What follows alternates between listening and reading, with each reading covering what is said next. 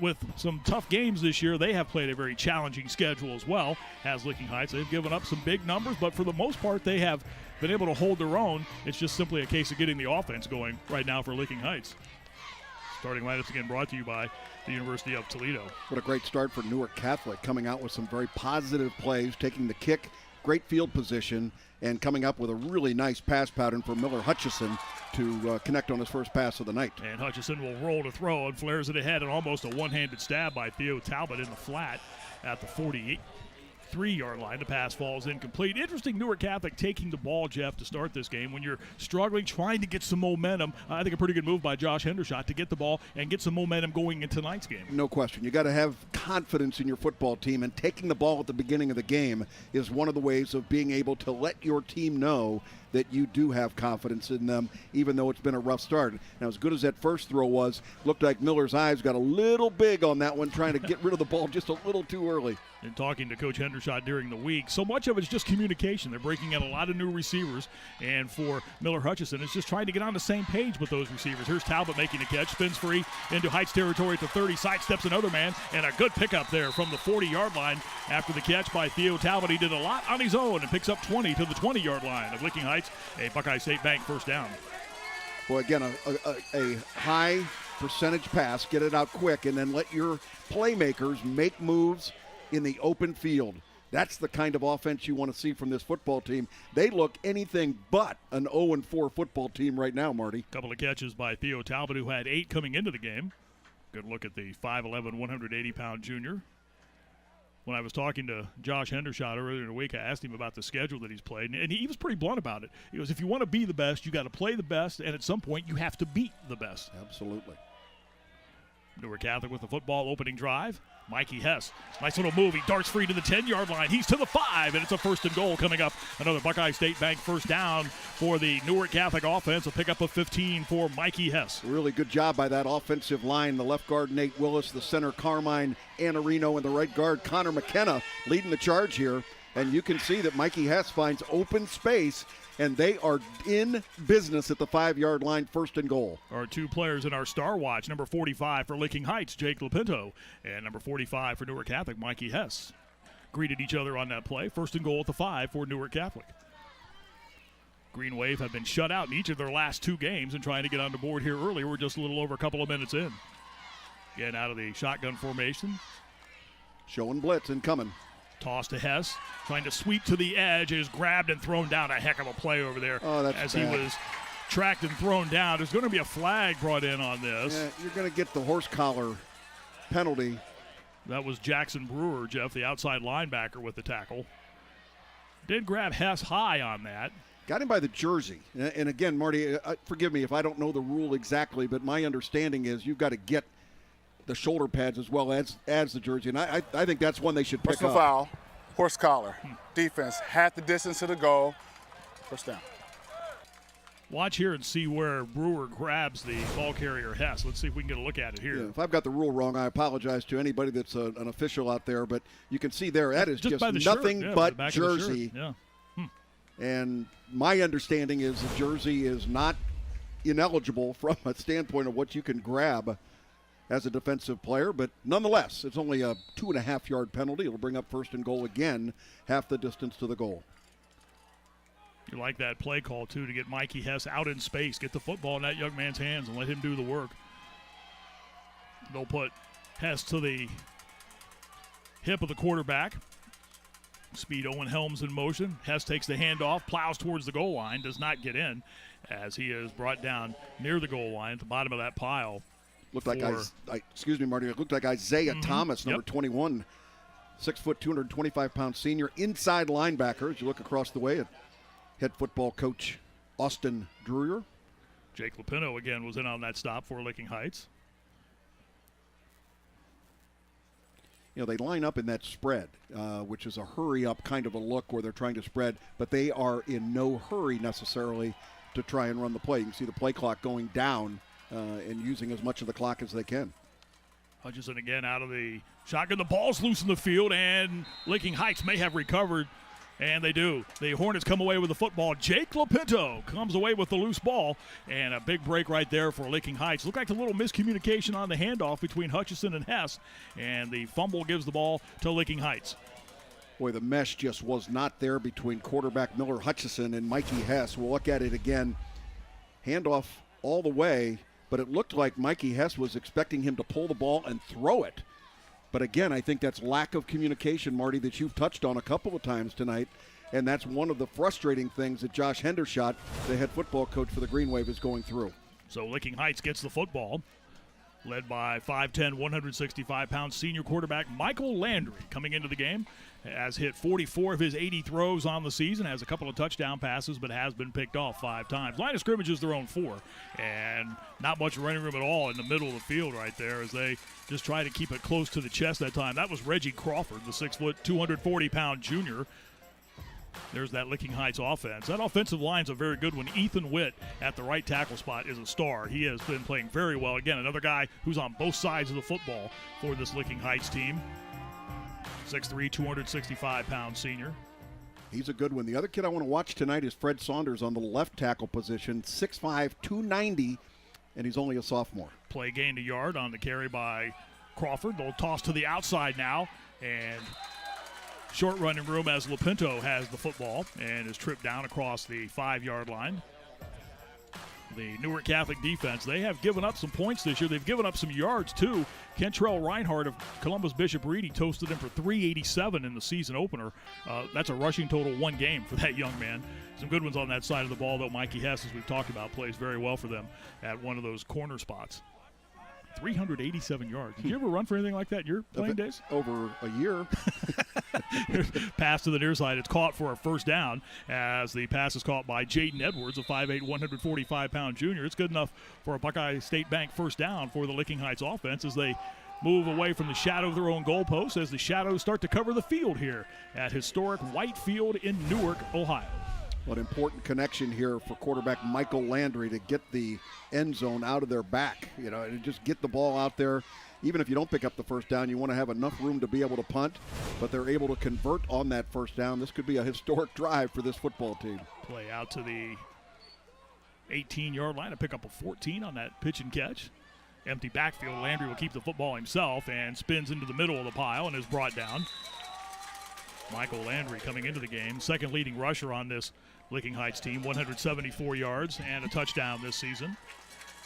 The game last week that Licking Heights lost to Utica, I was talking to Austin Drewer down on the field prior to the game, and in our conversation earlier this week, it was one that they walked away from feeling, well, we should have had that one. It's one that just, and that's no disrespect to Utica, was having a fine season. The Redskins are 3-1, one of their best starts in many, many a year. But as Coach Drewer said, you walk away from a game like that as this pass is batted away by the oncoming Jackson Holman, a freshman. Good job there. You walk away from that, not waiting. You want to get back on the field as soon as you possibly can. Absolutely, no question about it.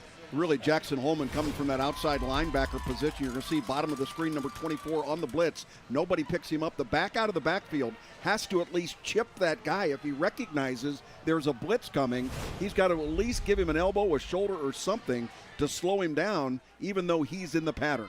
3rd down and 6 upcoming. The ball at the 23-yard line. Landry again with an empty backfield will deliver the pass over the middle. It's tipped and intercepted. It's taken away by Talbot of Newark Catholic. He's coming to the near side to the 20 and it's pushed out of bounds. That pass had a lot of steam on it. Went right through the hands of the receiver and right into the waiting hands of Theo Talbot, the safety, who has 17 tackles on the season. Now you can add his first interception to his resume this year. How many times have we seen the tip drill come into play? That's why they practice this so much. Theo Talbot is just a thief back there when that ball is up and able to come up with the turnover.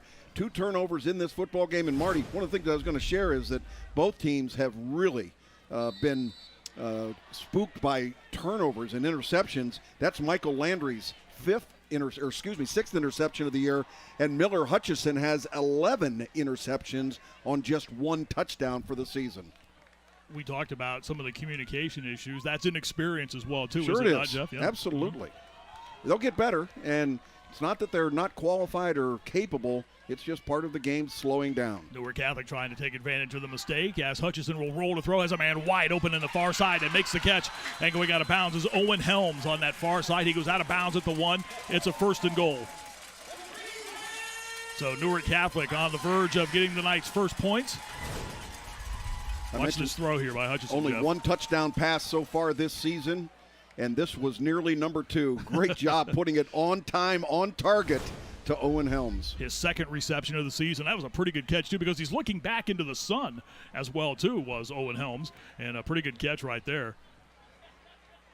Helms talked earlier in the week about how the receivers have been staying after at practice for Newark Catholic. They've been doing a lot of work catching passes out of the jugs gun, that speed gun you see used so much in baseball. First and goal now for the Green Wave, trying to get the first points of the night. They were close a moment ago. They'll toss to Hess, finds a gap, dives. Oh, and a big stop right there as he tries to bury his way into the end zone, and he got close. I'm not sure if the ball came loose or Mikey Hess came loose from the mess down there.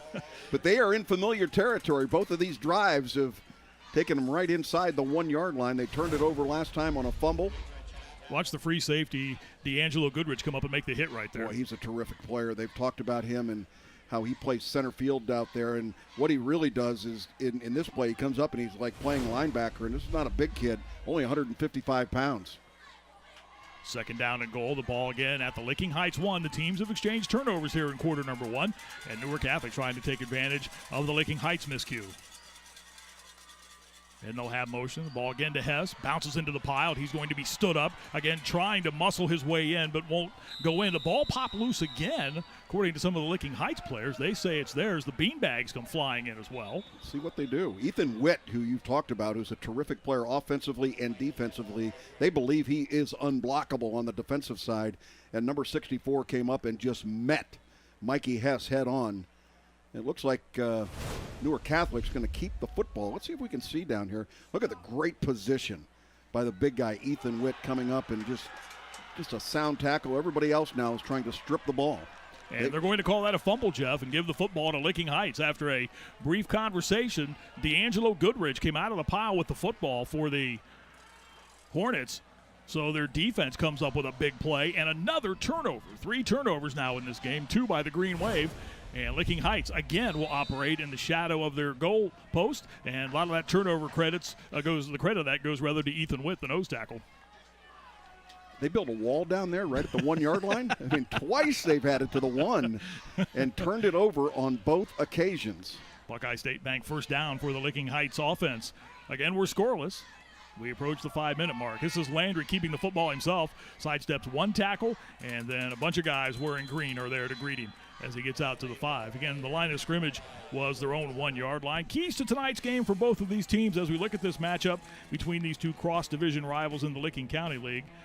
For Licking Heights, Jeff, play to their strengths. They want to be run past, and that's what they have to do in this game tonight. Well, we haven't seen enough repetitions now to know if they're going to get to that point, but they also, from a Newark Catholic standpoint, Marty, want to cut down on those mistakes and handle adversity. Well, they've got both of those right now. Absolutely. Mistakes and adversity. Second down call upcoming, 2nd down and 6, and a big stick right there as trying to find some room to the near side for Licking Heights, and there wasn't a whole lot there. Again, that defense came racing up for Licking Heights as that time they had all kinds of guys for Newark Catholic plugging the hole. Watch Trent Clark, number 2, come up from that safety spot and able to make the player from that linebacker spot to be able to make the play right in the middle. But a whole lot of Green Wave jerseys right there to be able to assist. And again, a huge 3rd down conversion here. They were able to pass the ball over the middle last time to be able to come up with the first down. Let's see if they try and go back to the same address. First touch of the night a moment ago for Simi Ogunleye. And here is Landry to throw to the near side. Has a receiver wide open, making the catch at the 35. And then going down is Jackson Brewer, who made a big play in defense a moment ago. And he comes up with a big catch on offense. And the Licking Heights Hornets move out to the 36-yard line as they pick up 31 yards on 2nd down and 6. You know, Newark Catholic in a zone defense there with 3 deep safeties and not enough communication between the up man and the safety coming over to roll and make the play. You can see how late the safety is to get there. They've got to have better vision of what's going on if they're going to be playing that zone, and it also comes down to that communication. Big catch by Brewer, his 11th of the season. They hand the ball off inside again, and short running room on that carry again for Ogunleye, the 5'11", 170-pound junior. Licking Heights, members of the Buckeye Division, which is the large school division in the Licking County League, and Newark Catholic, members of the Cardinal Division, the smaller enrollment schools. Here's a flare to the far side. The pass is caught. This is Jaden Edwards for Licking Heights. And, again, the line of scrimmage was the 37-yard line. And he might have, well, the line of scrimmage, I'm sorry, the 36, so he might have lost a yard. We'll see. No, they're going to play right back to the line of scrimmage.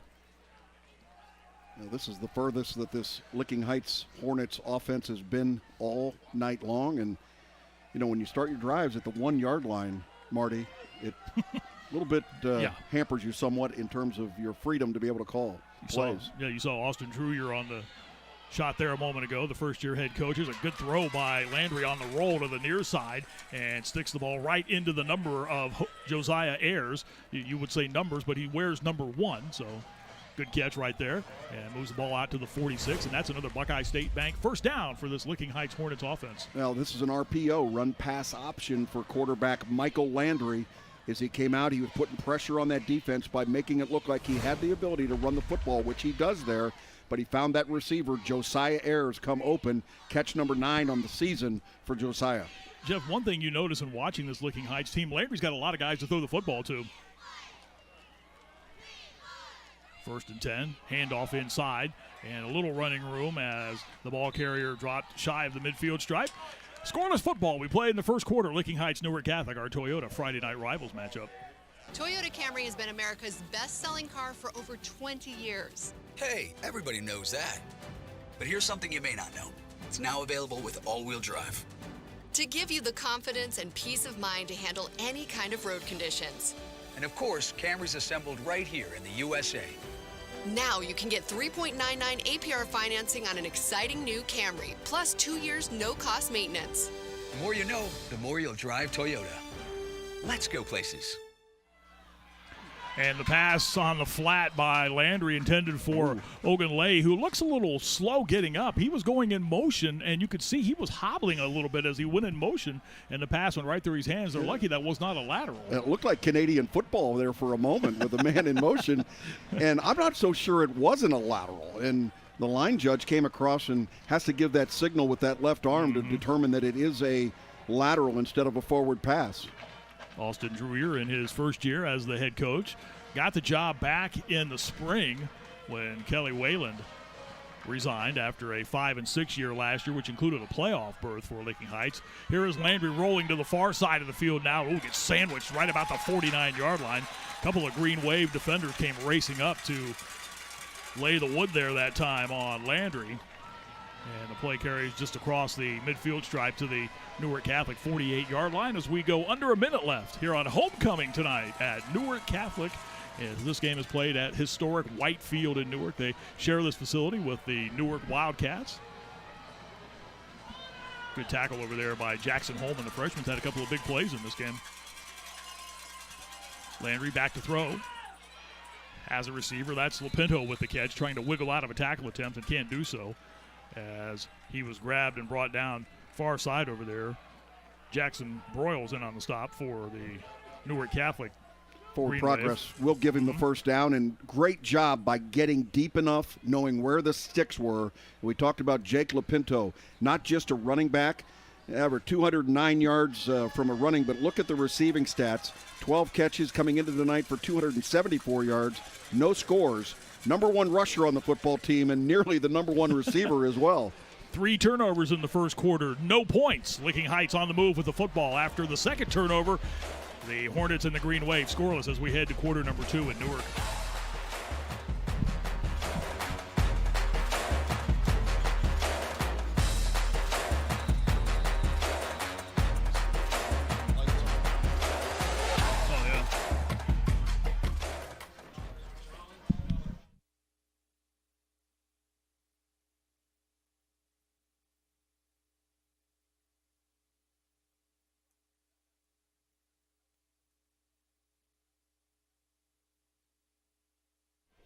Kelly didn't have anything here?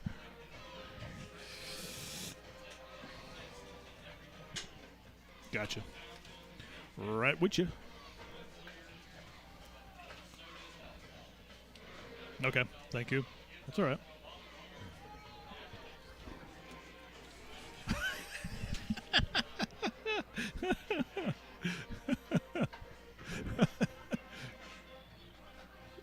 That's right. Let's get it right down there, right. people. It's Dean's world. We're all just living in it, boys and girls.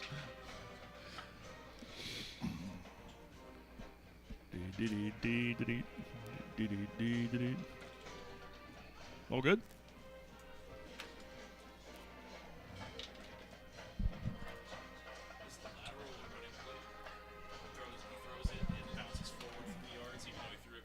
Yeah. Yeah. I know. It's like, So the quarterback gets credit for a 3-yard run. yeah, something wrong with that, isn't there? Is that how that scored? Yeah. Is that like yeah. a fumble out of bounds? Yeah. Yeah. Yeah. Sounds right, I guess. You can't fumble forward, but I guess you can fumble Right. backwards, right?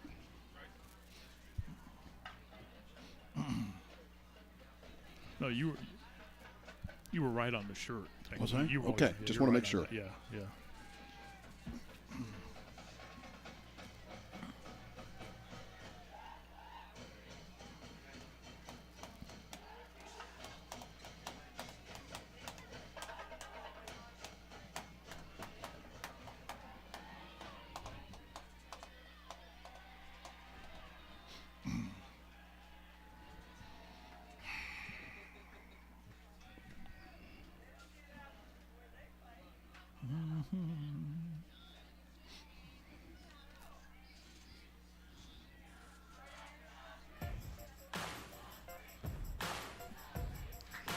Thanks to Kroger Great Lakes Distribution Center, tonight's game is streaming live on the ABC6 YouTube channel, the ABC6 News app, and on the CWColumbus.com. We welcome you back to Newark, along with Jeff Logan and Kellyanne Stitz. I'm Marty Bannister. Scoreless football.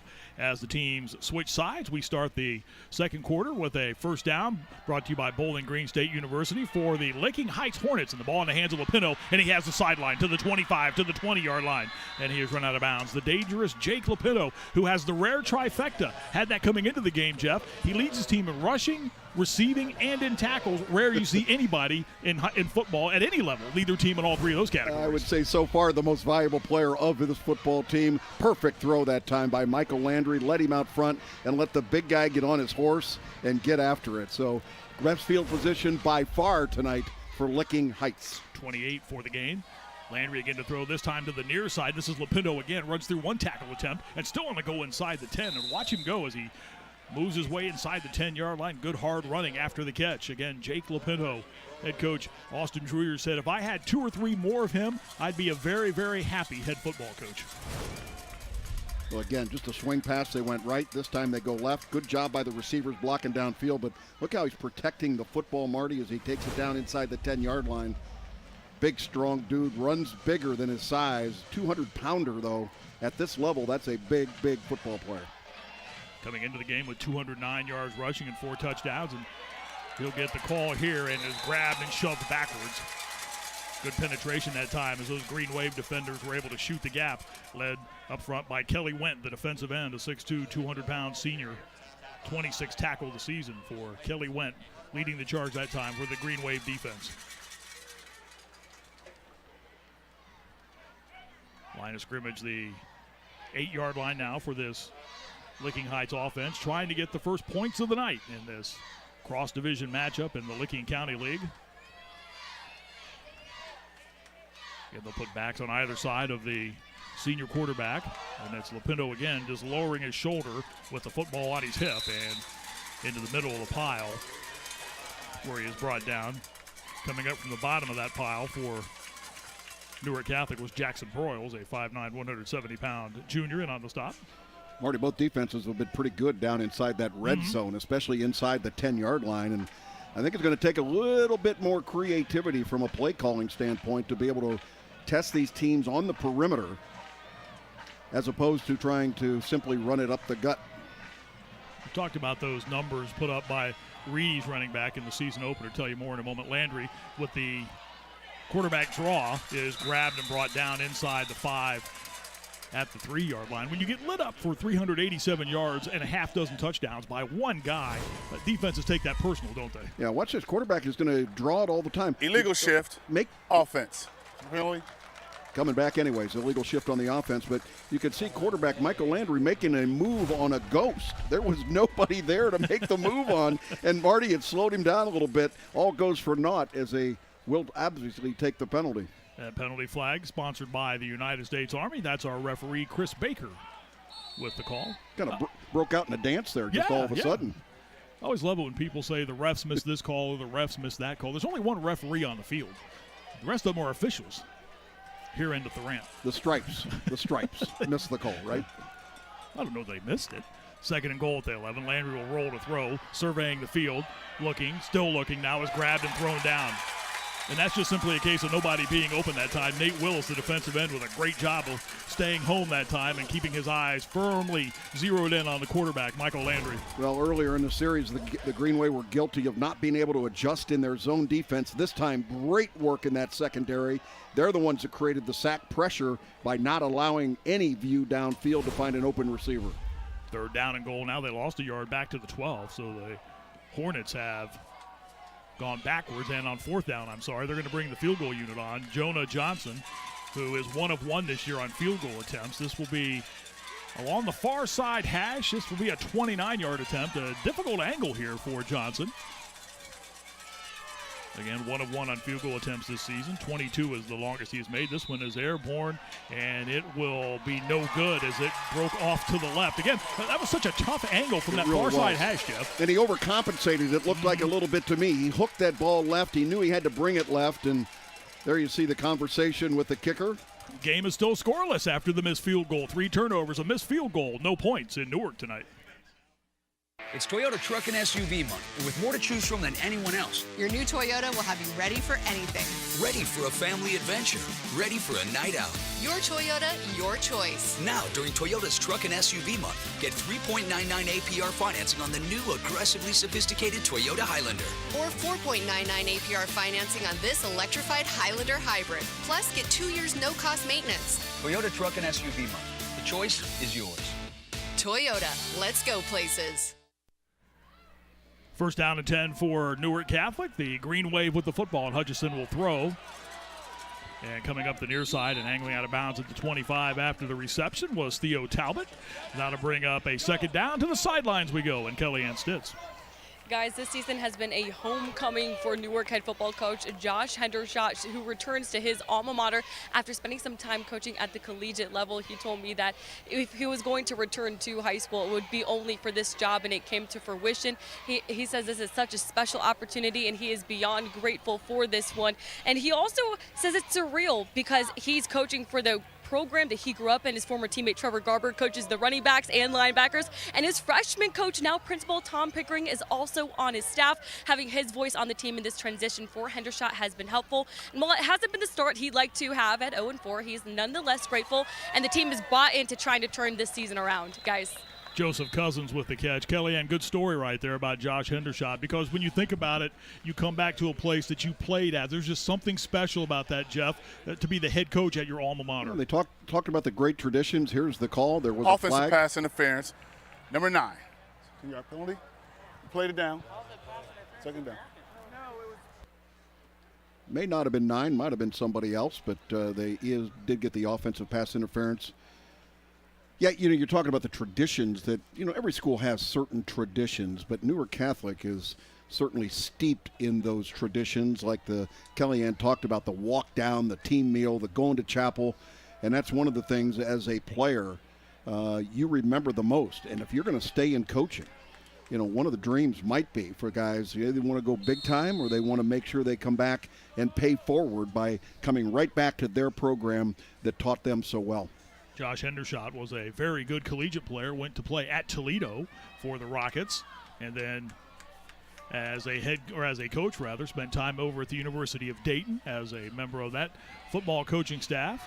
And when they changed coaches, this position opened up, and he was more than willing and more than happy to get the position at his alma mater. Good catch over the middle that time by Kelly Went, the tight end, who's been rather busy tonight on both sides of the ball for Newark Catholic. Good catch there. The penalty, oh, by the way, moved the football back to the 12, so it's a second and long call. They get back out to the 20. They gain 8 on this play. You know, Miller Hutchinson seems to be right on target tonight. I'm very impressed with the way he's throwing the football. Coming into tonight's game, averaging only completing 41% of his passes, which is 10 to 15 points below where they would want him to be. But tonight it looks like he is on time and on target with most of his throws. My apologies. The ball's out to the 25-yard line, so picked up the Baker's dozen. 13 on that carry on the pitch and catch. There's Hutchison again to throw. You saw his numbers on the screen a moment ago, and here is the catch made by Kelly Went. A flag is down. Went still battling for extra yardage after making the catch. Looks like you've got an injured player on the sideline, too, trying to get up and hustle back for Licking Heights. And they may have grabbed a face mask in trying to make the play here. We'll see what the officials come up with. Again, our referee tonight, Chris Baker.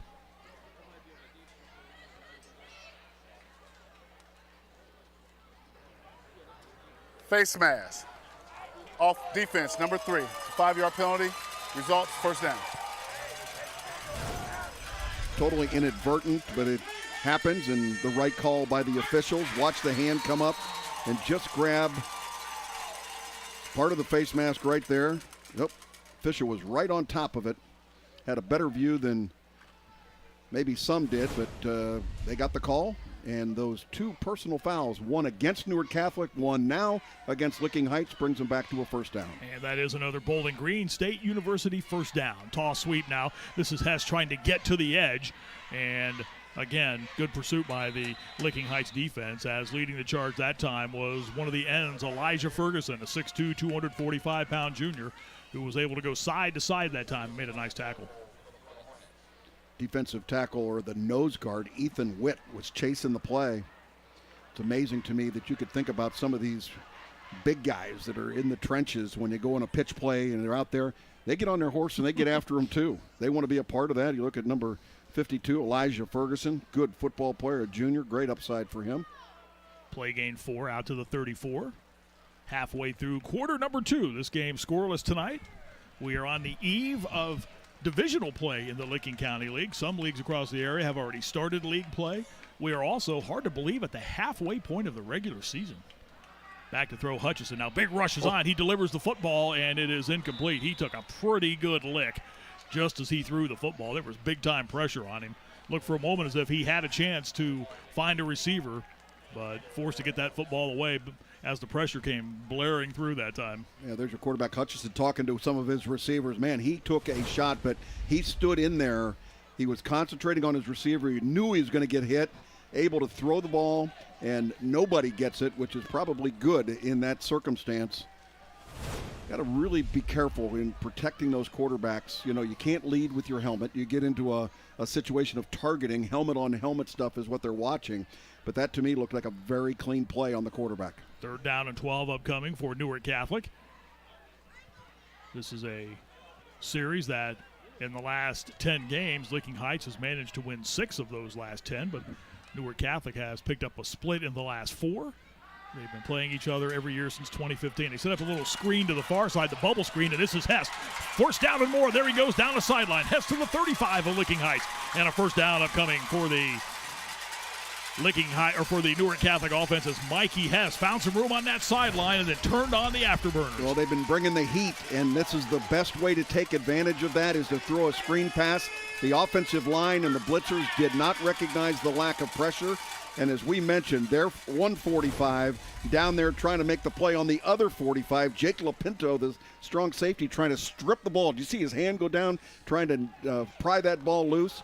But all of a sudden now, you got the ball at the 32-yard line, and the Newark Catholic Green Wave are dealing. After a pickup of 34 on that pitch and catch, Josh Hendershot's offense moving again. They got close in the first quarter a couple of times, but turnovers did them in. And again, they're on the move. Miller Hutchison, the 6'3", 170-pound junior.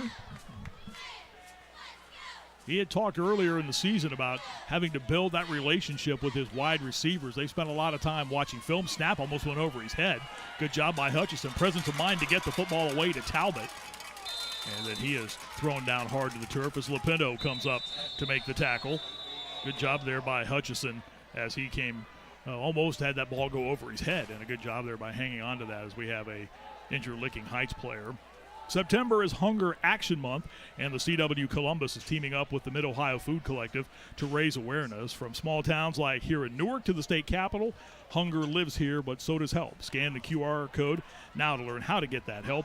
Give help, volunteer, and advocate for hunger solutions. We had a great conversation last week with Matt Habash as we talked about the Mid-Ohio Food Collective. And, Jeff, I know that's something very near and dear to your heart as well, too. Well, we've had our foundation that has supported it. And, again, Matt did a terrific job explaining the real problem. And their need has gone up 40% after the pandemic. And a lot of that has had to do with inflation, the cost of basic living expenses, rent and that sort of thing. You got to pay those fixed things, and some of the times they give up on food. So it is a problem. The injured player on the play was Reggie Crawford, the senior linebacker, 6 foot, 240 pounds, was grabbing one of those knees, and looks like he's able to get off on his own power, and hopefully we'll see Reggie back into the football game. Good numbers so far. Good start for this junior quarterback. As Jeff touched upon, his interception to completion ratio his interception ratio is rather high, with 11 coming into this game. Interception to touchdown, 11 picks, and just one touchdown pass on the season. But so far has been able to deliver the football where he needs to put it. And he'll go back to throw now. The rush is on, and he's hit from behind and brought down. Jalen Fillmore, outside linebacker, again, found a gap and came racing in and grabbed the quarterback from behind and dropped him for a loss. Yeah, if you watch this again, you're going to see the quarterback, Miller Hutchison, locks in his vision on the receiver to his left. Looking. That's all he wants to do is get it to that receiver. And you got to go through your progressions. If he cocks that ball right now and that receiver is not there, he's got to go to number 2. And that's why the pressure eventually gets to him. And Jalen Fillmore with a big play for the Hornets. 8-yard tackle for a loss by Jalen Fillmore, 6'2", 195-pound junior. Is there anything worse than a Hornet? I mean, Hornets are bad dudes, right? Is that right? They're bad dudes. Oh, okay. I didn't know. I mean, the real Hornet, not the players. I didn't know insects were especially. Pass with the catch on the near side and is shoved out of bounds as he got across the 35 as Jake Lopinto pushed him out of bounds. Well, 45 and 45 are meeting up once again, and we're going to see a lot of that tonight. We highlighted both of those players at the beginning of our program, Mikey Hess and Jake Lopinto. Both juniors on this football team. So what do you think? I mean, from an upside standpoint? Yeah. Every night's an adventure with you. You know that? You liked that Hornet, didn't you? Just because your nomination for homecoming king over here at Newark Catholic didn't fly, you're picking on me? I didn't know you were an entomologist. I was unaware of that. Scoreless football, 3:32 to go in the first half. Timeout. Licking Heights, Newark Catholic. That's their first time out of the half.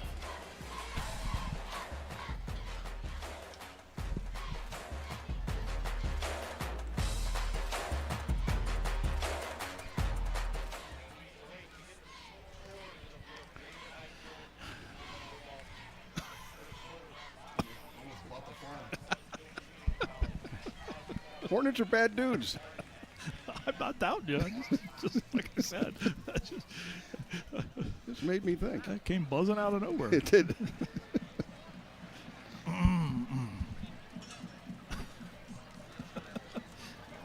are so bad at games. Yeah. I'm sorry. I'm so bad. So they're going to become the Licking Height Intels or something? There you go. Right with you, brother. Right with you. The Chips. Mm-hmm. There's a whole locker room, so they'll be doing this on. Oh, hell yeah.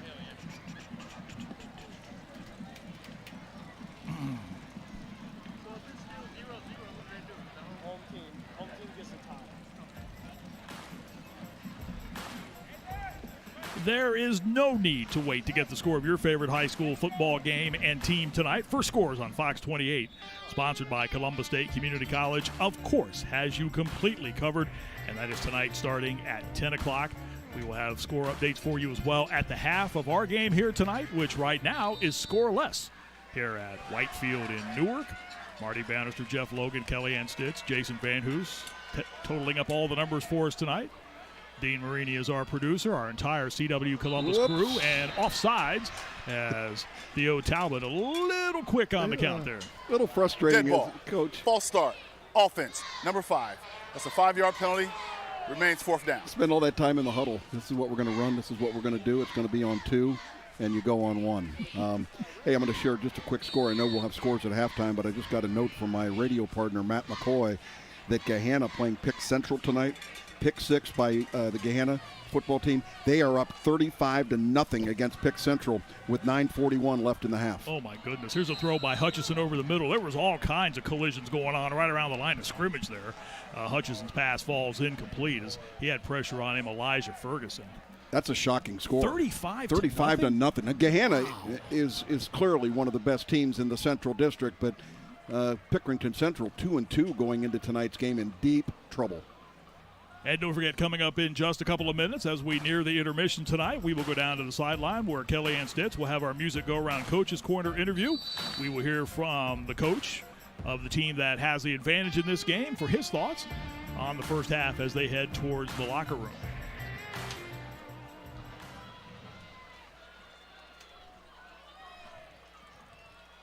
Team switched ends on the possession change, and here is Landry to throw. It has a receiver wide open in Newark Catholic territory, and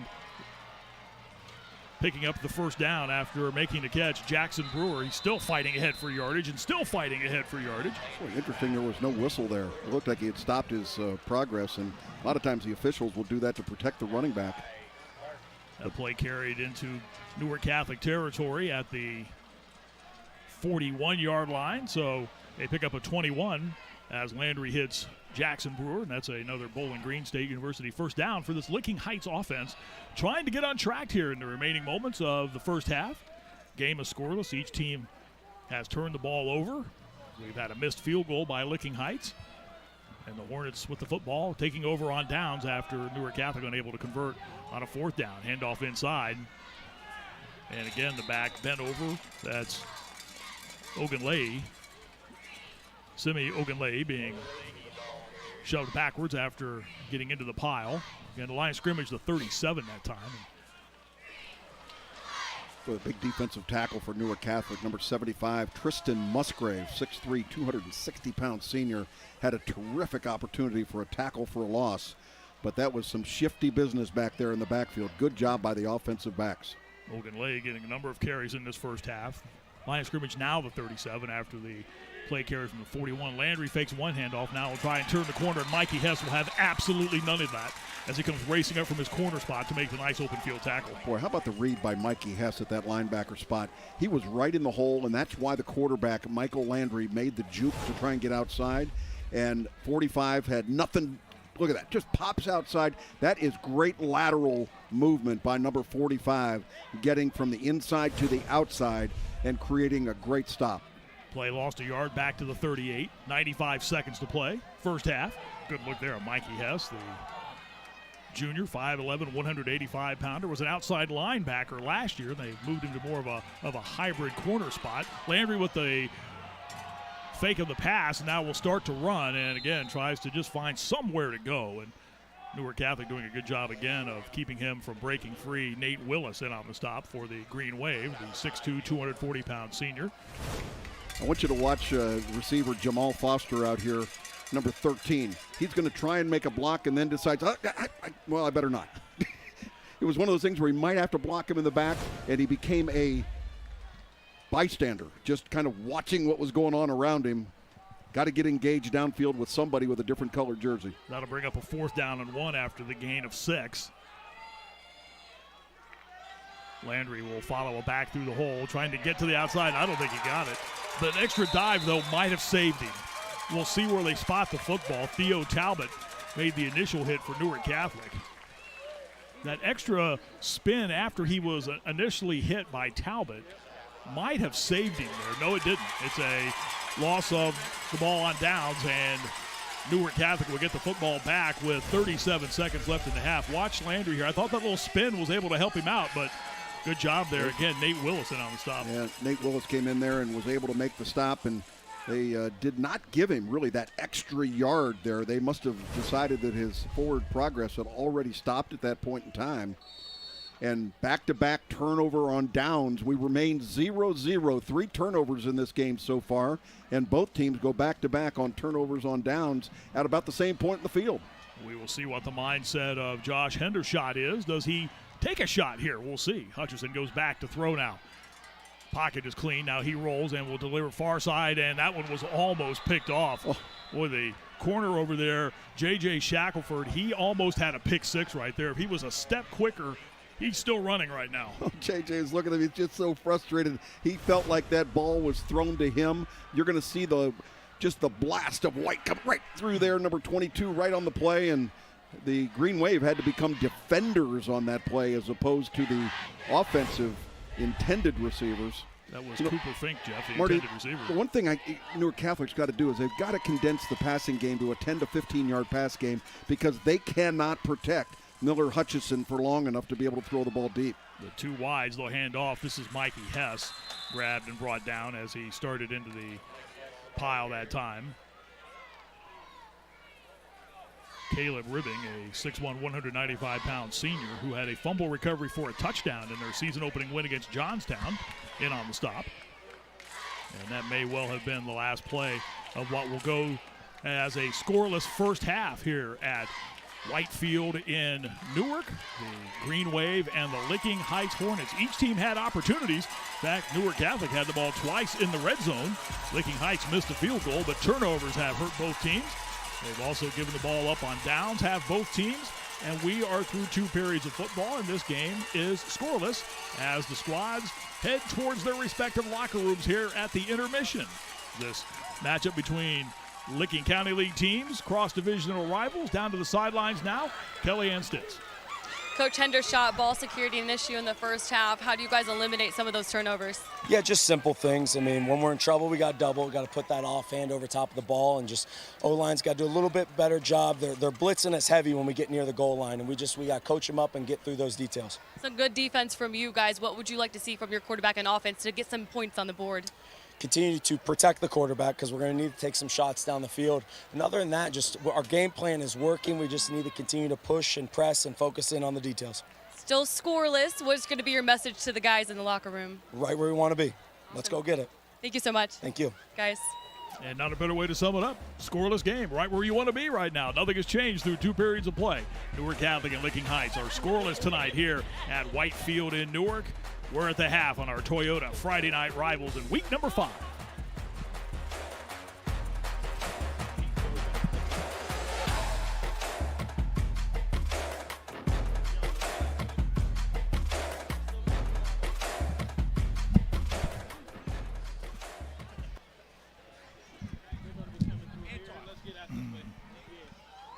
Go down there and do all our hits by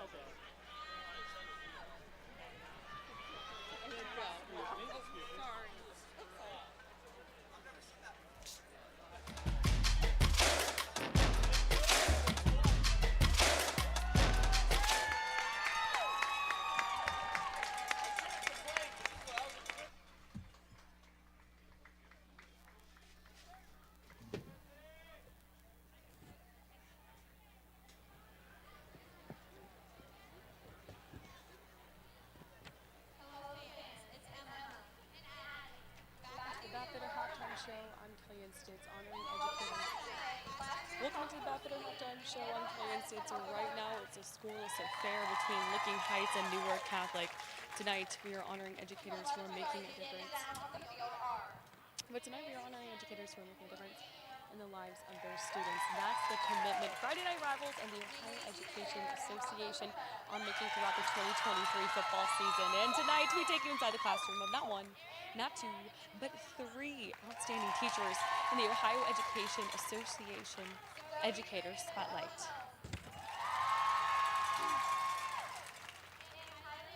Welcome to the Baphomet Halftime Show on Kellyanne Stitz. Right now, it's a scoreless affair between Licking Heights and Newark Catholic.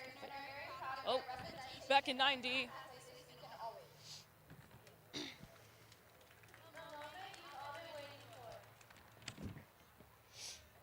KK? Bath Fitter halftime show.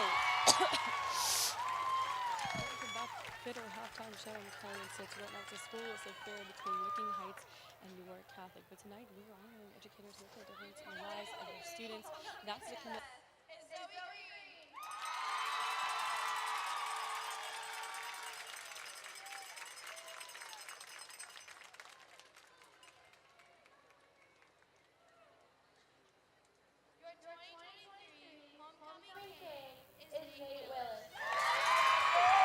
To go down the classroom for that one, not to three outstanding teachers and some how teachers. What's wrong? Welcome to the halftime show. I'm trying to say it's right to school. Up right there between Newark Catholic and Licking Heights. But tonight we're honoring educators and making a difference.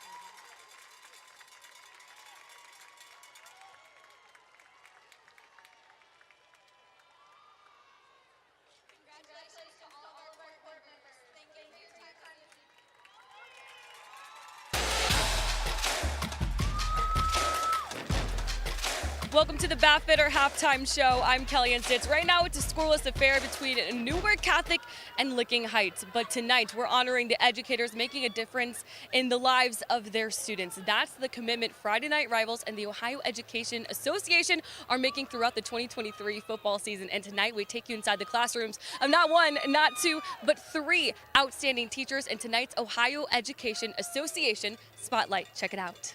The Ohio Education Association and the CW Columbus are putting the spotlight on these exceptional teachers here in Columbus. Celebrating English teacher Jessica Clark from Licking Heights and two teachers from Newark Catholic, Lauren Bogner and Meg O'Reilly.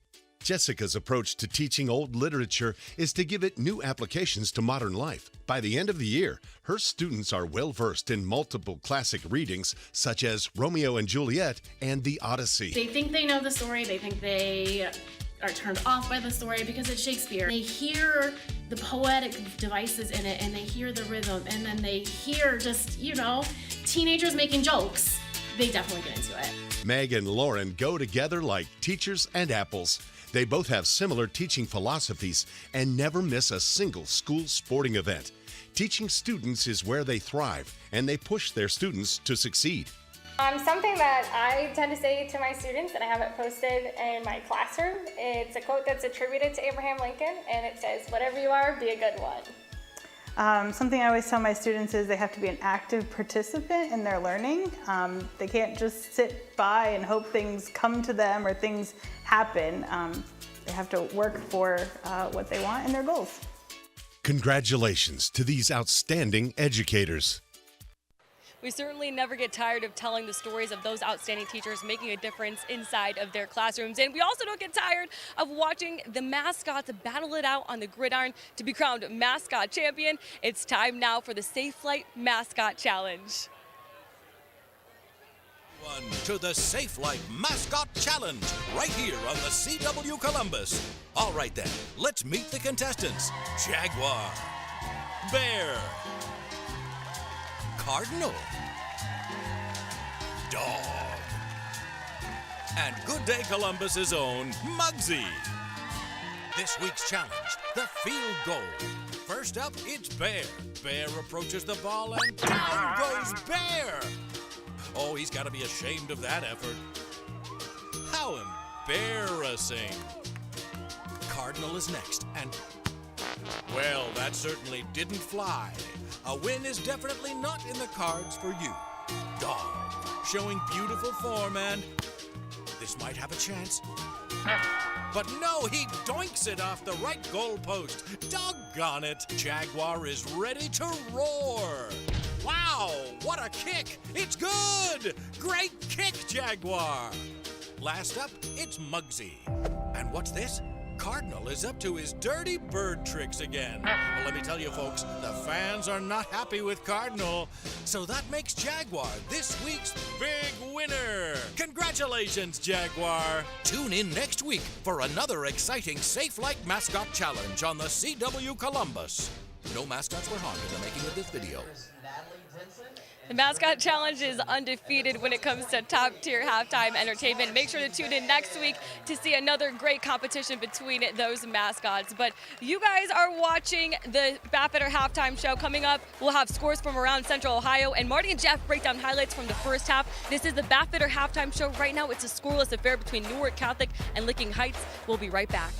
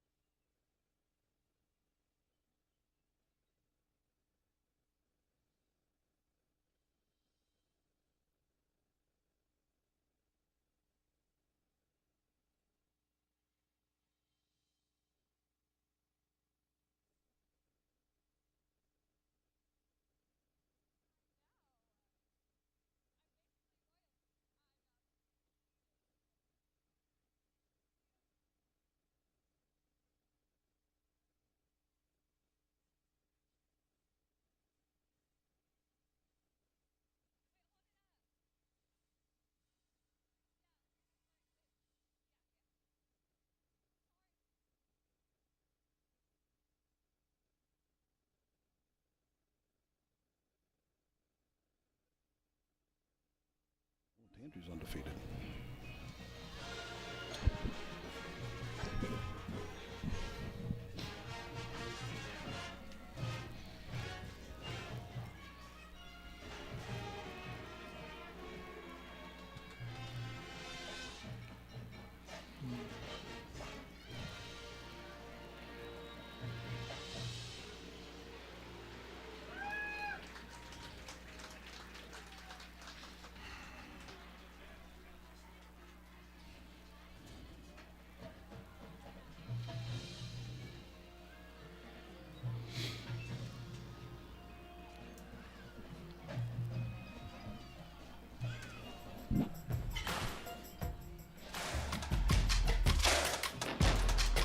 Welcome back to the half, our Baffetter halftime report. High school football, not a better setting. What a beautiful night for high school football as we come to you from Whitefield in Newark, home of the Newark Catholic Green Wave on homecoming as they play host to Licking Heights, and we are scoreless through a couple of periods of action in this cross-division matchup. Let's check some other scores from around Central Ohio tonight. A couple of unbeaten teams scoring off. Stan Jackson's Westerville North Warriors with a touchdown advantage over Delaware Hayes. That game 7-0 as they near the intermission. How about that? We referenced it in the first half.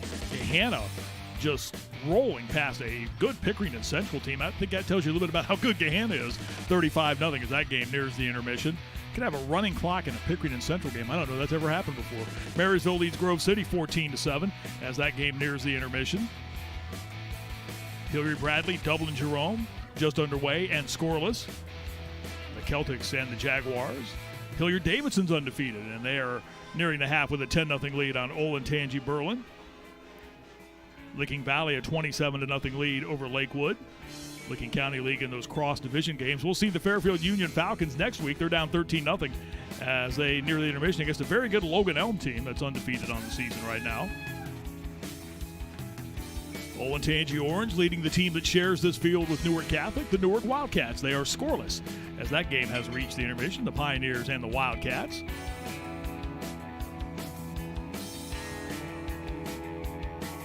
Another OCC cross-division game there. Scoreless football here as Newark Catholic and Licking Heights battle here at Whitefield in Newark.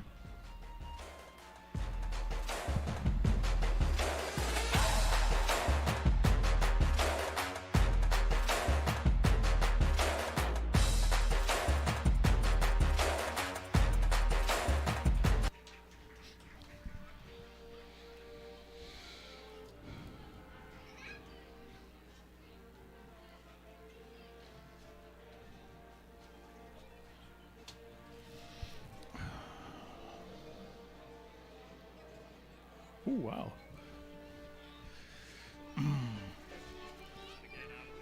Soccer, the ball's loose in the field, and Licking Heights may have recovered, and they do. The Hornets come away with the football. Jake LaPinta comes away again with an empty backfield, but deliver the pass over the middle. It's tipped and intercepted. It's in that motion. Ball again to Hess. Bounces into the pile. He's going to be stood up. Again, trying to muscle his way in, but won't. And first down.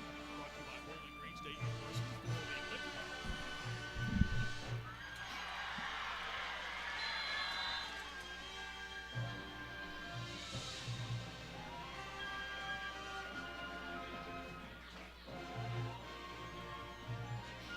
All right.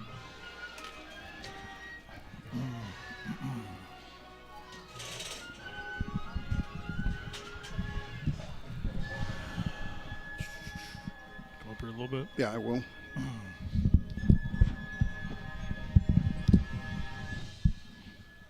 want to move forward? So there you go.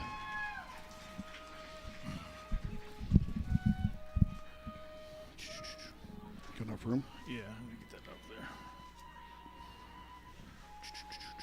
There you go. Got us both here? All right, super. I wouldn't go that far.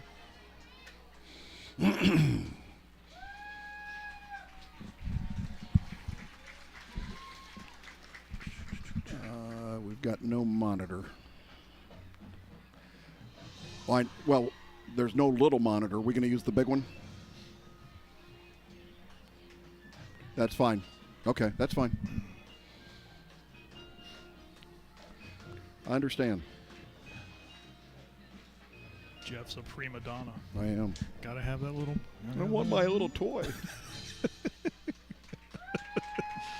Oh, goodness.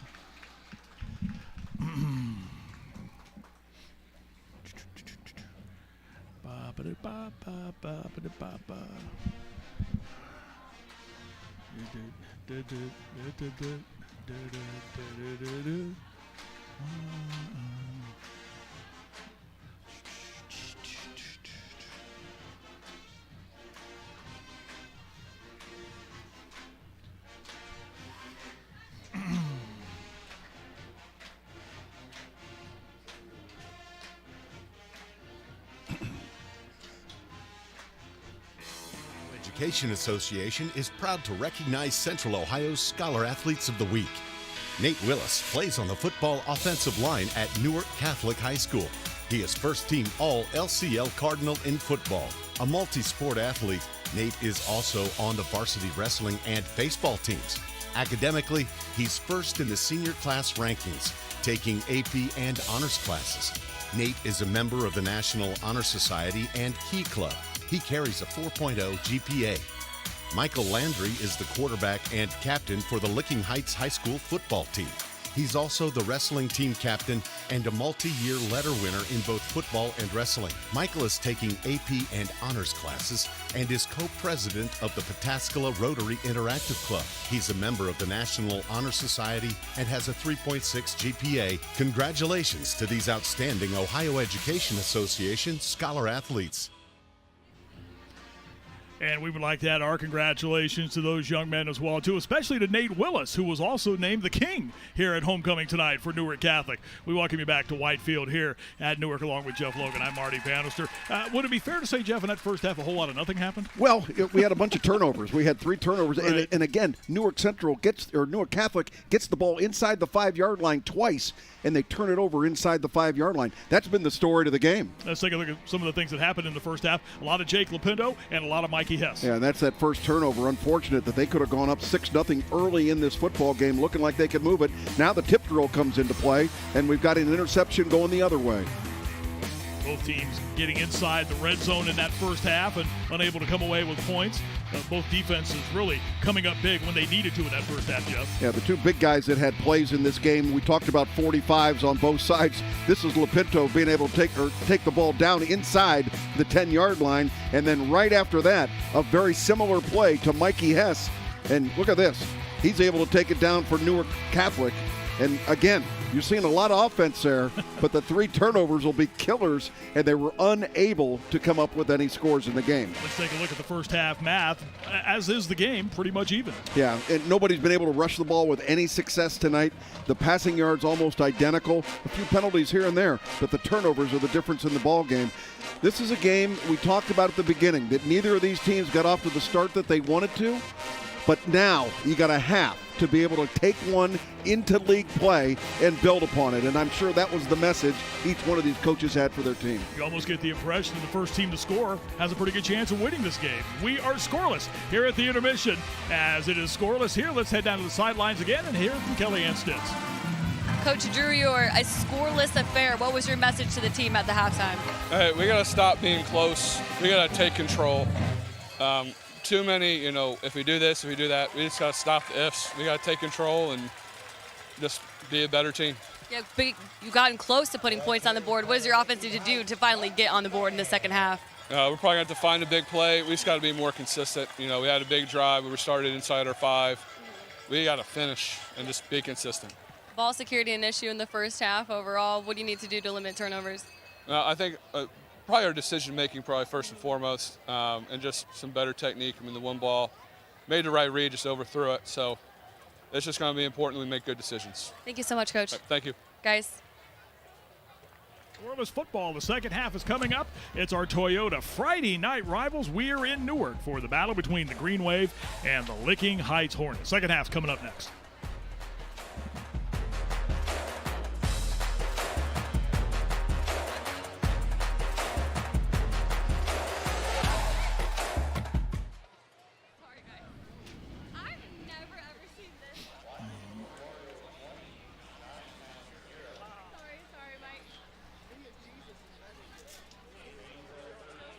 That worked out perfect. Yeah.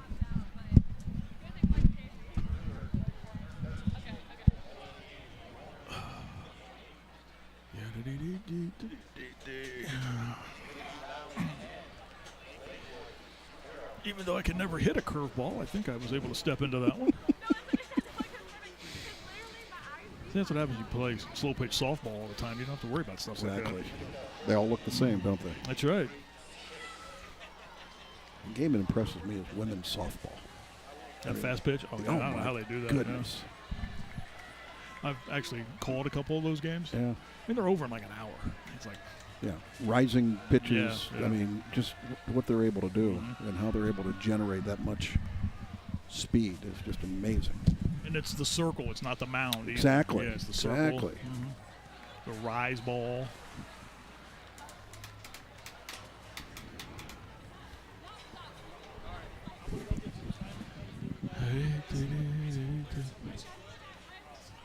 Oh, yeah.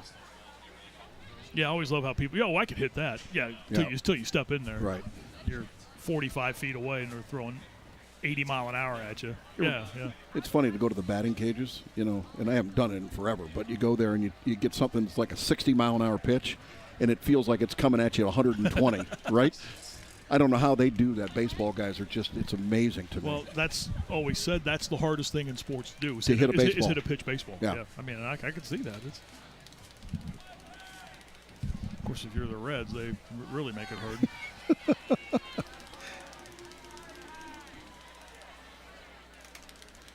Gotcha. Yeah,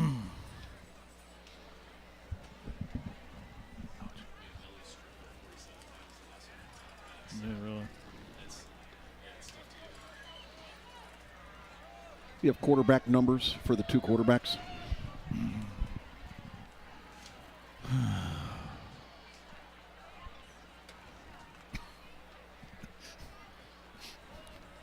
Hornets. Bad dudes. Bad dudes. We don't need no stinking Hornets.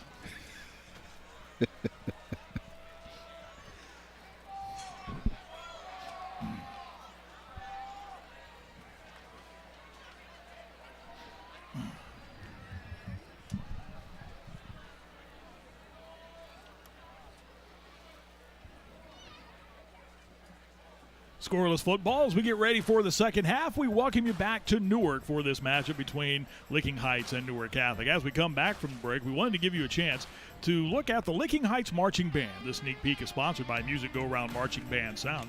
Check out any of their locations, 2630 Bethel Road or in Gahanna inside the Stone Ridge Plaza, the Hornets Marching Band.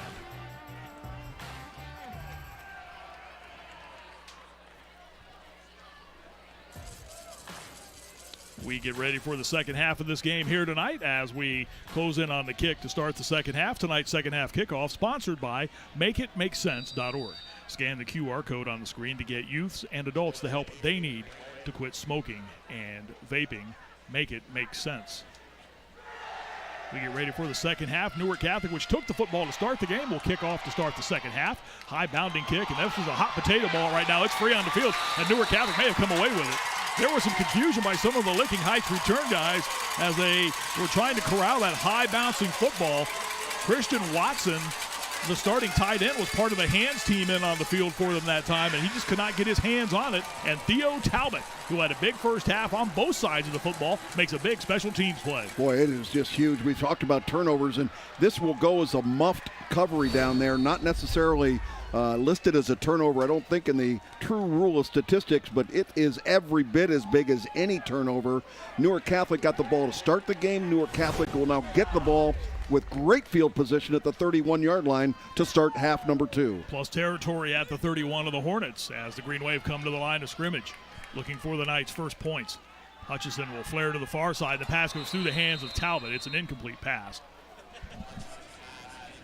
So that will bring up a quick second down.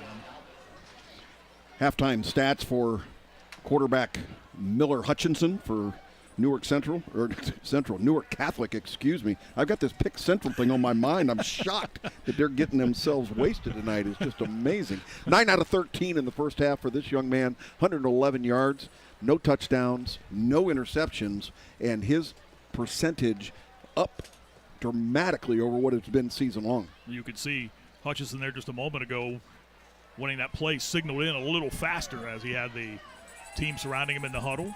They'll send Joseph Cousins wide to the far side and bunch some receivers to the bottom of the screen. And back to throw again is Hutchison. Looks over the middle now. The pass is tipped and almost intercepted. Pass went through the hands of Kelly Went at the 20-yard line. And again, a dangerous pass that went through the hands of Went. And we've got a player down. It's a Newark Catholic Green Wave player as we are 10 seconds into half number 2. And the Green Wave with the football. Marty, that's that mid-range passing that we've been talking about that is there if they can try and protect the quarterback for just a moment or two. And again, this ball just sailing a little bit high. Very fortunate it wasn't picked off. We've already had one of those tip drill interceptions in the game. It looked like the injury occurred just in our left screen as we were going through. And injured player, maybe Owen Helms, number 9 there. You see him walking off, and hopefully Owen Helms is going to be okay. He's an important football player on this team. Came into tonight with 4 receptions for 25 yards. He had a long of 23 for the season. And when you are a program like Newark Catholic, you're a Division 6 school, so overall bodies are not exactly a strength. Their numbers are up this year. In fact, they did jump up. They were Division 7 last year. This year they are now Division 6 in Josh Hendershot's first go-around. I don't know if that's a blessing or a curse. Exactly. Yeah, that's a tough deal because you move up a division just because of your enrollment in school, and it is going to bring a different class of competition in the playoffs. Last year, Newark Catholic got to the state semifinals in Division 7 and lost to Warren JFK 21-7. Hutchison back to throw. Flushed out of the pocket, delivers towards the end zone, and intended for Talbot, juggled and dropped by a Licking Heights defender who, again, had a pretty good chance of hauling that pass in. D'Angelo Goodrich just unable to get his mitts around the pigskin after it went through the hands of Talbot. And that'll bring up now a 4th down. Yeah, D'Angelo Goodrich is not only a leader on the field by his play, he's also a vocal leader on this football team. He's a captain. And a guy that personal foul they look up to. Defense, number 3. It's a 15-yard penalty. Results, first down. So while our eyes and attention were on the pass that was tipped, behind the play, Reggie Crawford hit with a personal foul. That's an enormous break for Newark Catholic. That moves the football deeper into Hornets territory inside the 20 at the 16. Yeah, Reggie was the one that went out early in the first half with an injury, and you can see that he's communicating with his coaching staff over there. So the first down for the offense for Newark Catholic, courtesy of the penalty, a John Hindor's dealer first down here in quarter number 3. Flushed out of the pocket is Hutchison, throws, has Talbot to the 5, angles towards the pylon, and gets in, touchdown. Boy, great execution that time, and what a throw by Miller Hutchison. On the rollout to Theo Talbot, who did the rest. That's another Ramos Roofing touchdown. Get your free estimate on a roof by calling or texting 614-761-ROOF. And for the first time in 2.5 games, Newark Catholic is on the scoreboard with a touchdown pass. They had goose eggs in each of their last 2 games. This has got to feel good for the Newark Catholic football team. The guy that recovered the muffed kick ends up taking it now into the end zone on a pass and catch, and great execution, reaching that ball out, touching the pylon, and they will try for the extra point. The Sweet 16 score for a team that hasn't scored in 2.5 games. Snap is good, the hold is good, the kick is up, and it sails into the night good. And Newark Catholic, after recovering that opening kickoff, that bounced free, it became a free ball, and they were alertly on top of it. And the recovery by Theo Talbot, and that he caps off the drive with a touchdown reception. It is 7-0 in favor of Newark Catholic. 11:38 to go in the third quarter of our Toyota Rivals Friday night matchup. Every new Toyota is built for you. Your adventure, your commute. Your style, your comfort, your choice. Now during Toyota's Truck and SUV Month, choose from our extensive lineup of the longest-lasting vehicles out there. Like the best-selling Tacoma, as comfortable off the road as it is on. Now get 3.99 APR financing on a rugged new Tacoma, plus 2 years no-cost maintenance. Toyota Truck and SUV Month. The choice is yours. Toyota, let's go places. There's our initial scoring summary of the night, brought to you by Alcohol, Drug, and Mental Health Board of Franklin County. 4 plays, 31 yards. It took each and every one of 20 seconds, aided by that personal foul call, which kept the drive alive on 4th down to give Newark Catholic a chance to put the ball in the end zone, and they do just that and have a 7-0 advantage. It was 6 and then 7 with the extra point. Another high, very short kick fielded by Lapinto of Licking Heights. They wanted to make sure a guy with good hands came up and took that kick that time. They kicked it short. You know, one of the things that you coach on that pooch kick there is go ahead and signal fair catch. You have that option to be able to be down there and communicate it back there just like a punt. 38-yard line. Check it, 37-yard line is where the scrimmage line will be for Licking Heights. Last year, 5-6. They were 5-2, but then hit a skid down the stretch. They did suffer some injuries. Handoff inside. Here's Lapinto out across the 40-yard line and gains 5 to the 42. They were, again, at 1.5-2 last year after a victory over Zanesville, but then lost the Battle of Broad Street game to Watkins Memorial, then were beaten by Harvest Prep and Licking Valley. That loss cost them a home game in the playoffs, and then they were beaten in the first round of the playoffs by North Canton Hoover 38-7. And who went to North Canton Hoover? I'm not really sure. Here's Landry inside, said the graduate of North Canton Hoover, wondering where he went to school at. Gain out to the 48-yard line to pick up a half dozen, and a John Hinderers dealer first down for the Licking Heights offense. They play some pretty good football over in that northeast part of the state, do they not? Absolutely. I've always been a believer that for a long, long time, the best football in the state of Ohio came out of Stark County. Now it's obviously much deeper, and Central Ohio certainly has great football as well. Landry will keep the football as he made that fake as if he wanted to throw in the flat, and will negotiate his way across the midfield stripe to the 49 for the short gain. 3 on the carry by the quarterback, Michael Landry. He was on defense last year, but then when they suffered those injuries down the stretch, he started the last 2 games of the regular season, or last game of the regular season, rather, and then in the playoffs, he was the starting quarterback as well, too. Again, neither team has been able to generate any consistency running the football, but a lot of spread look out here. 5 receivers in the pattern, 1 in the backfield. 2nd and 7 upcoming. We are just 2 minutes into the second half.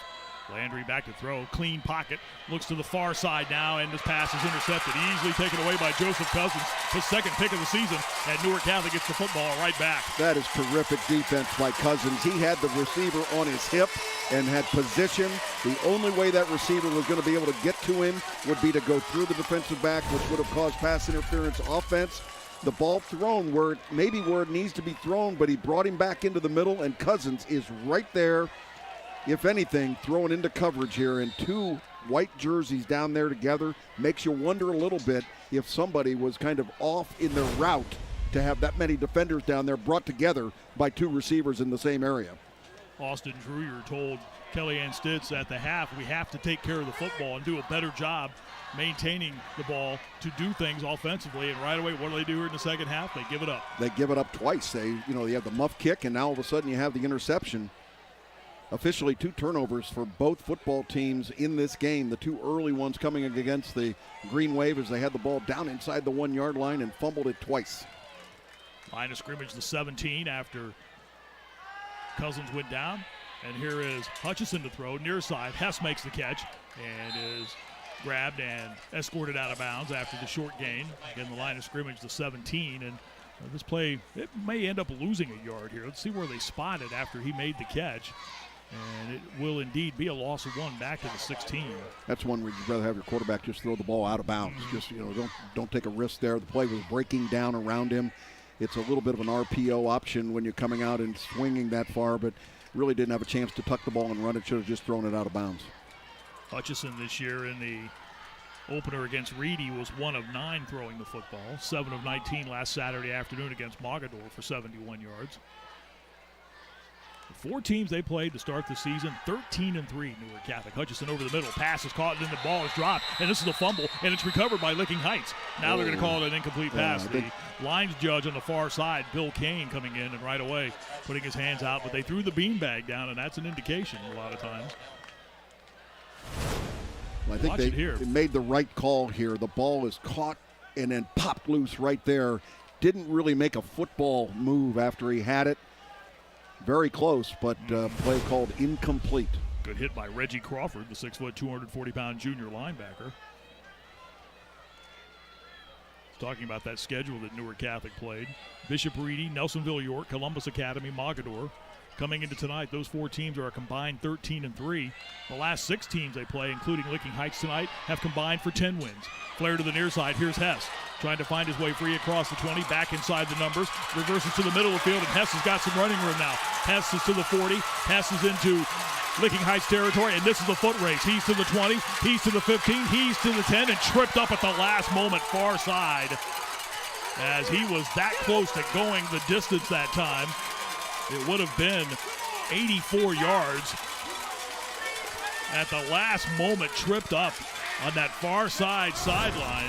Watch Hess do a lot of the work on his own here after making the catch, Jeff. Well, quarterback Miller Hutchison deserves a lot of credit here, standing in there tough on the screenplay. And now it's make people miss, get the blockers downfield. Whoop! I'm out of here. And look at number 45, Mikey Hess, taking it down the sidelines in a touchdown-saving tackle by number 22, J.J. Shackelford, for a total of 64 yards on the catch and run. First down and 10. John Hinderers dealer first down for Newark Catholic, trying to go up 2 scores. Rolling is Hutchinson. Throws back to the far side, and almost the adjustment and the catch over there by Kelly Wendt, who had started to go to the outside and then turned and looked back, and well, there's the football. How about the heads up by inside linebacker Reggie Crawford, number 3, recognizing that the tight end was going to go there. Reggie was right there, wasn't going to be able to make the play, but at least he was following that tight end. He still got his hands on it. He still did. It was pretty amazing by the big guy.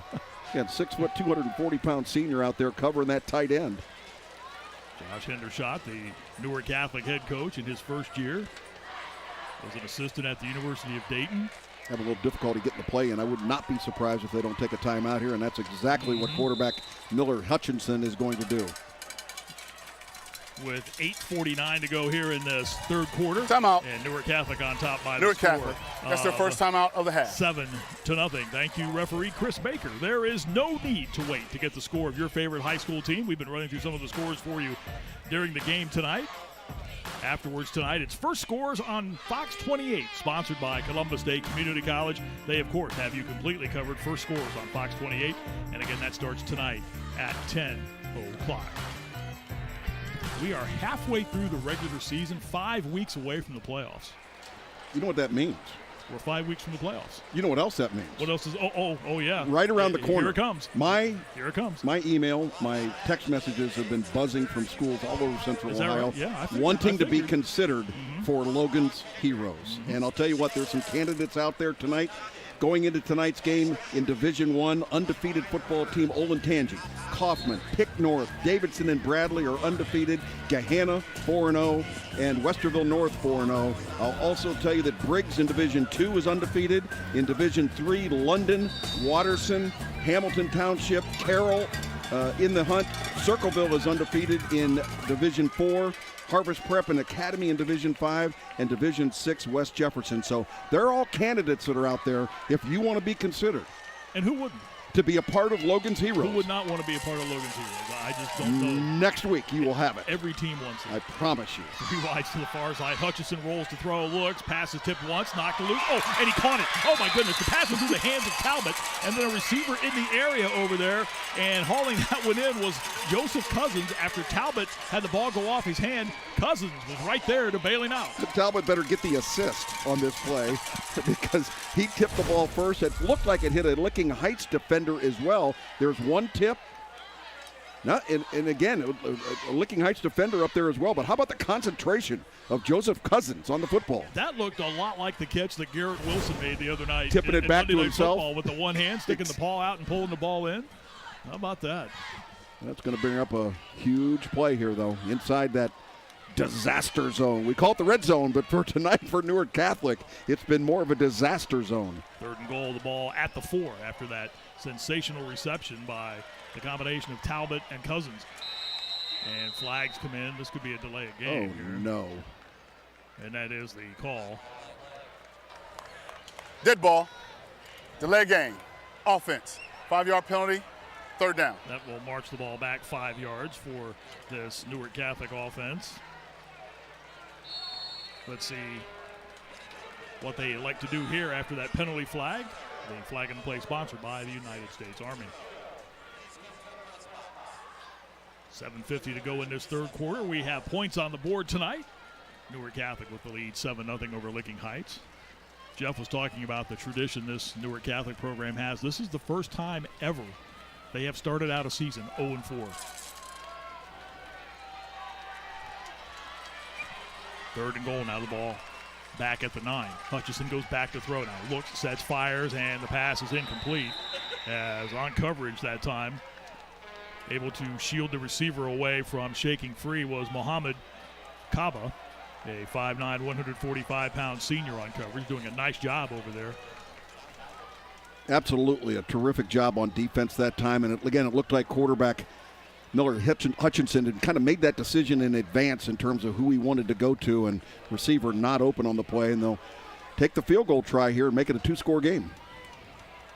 25-yard attempt for Jose Lopez, who is 1 of 1 this season. Snap down, hold down, the kick is up, and it is, but there is a flag down, I think, is there? Yes, there is. At the 10, the kick is good, but let's see what the flag is all about.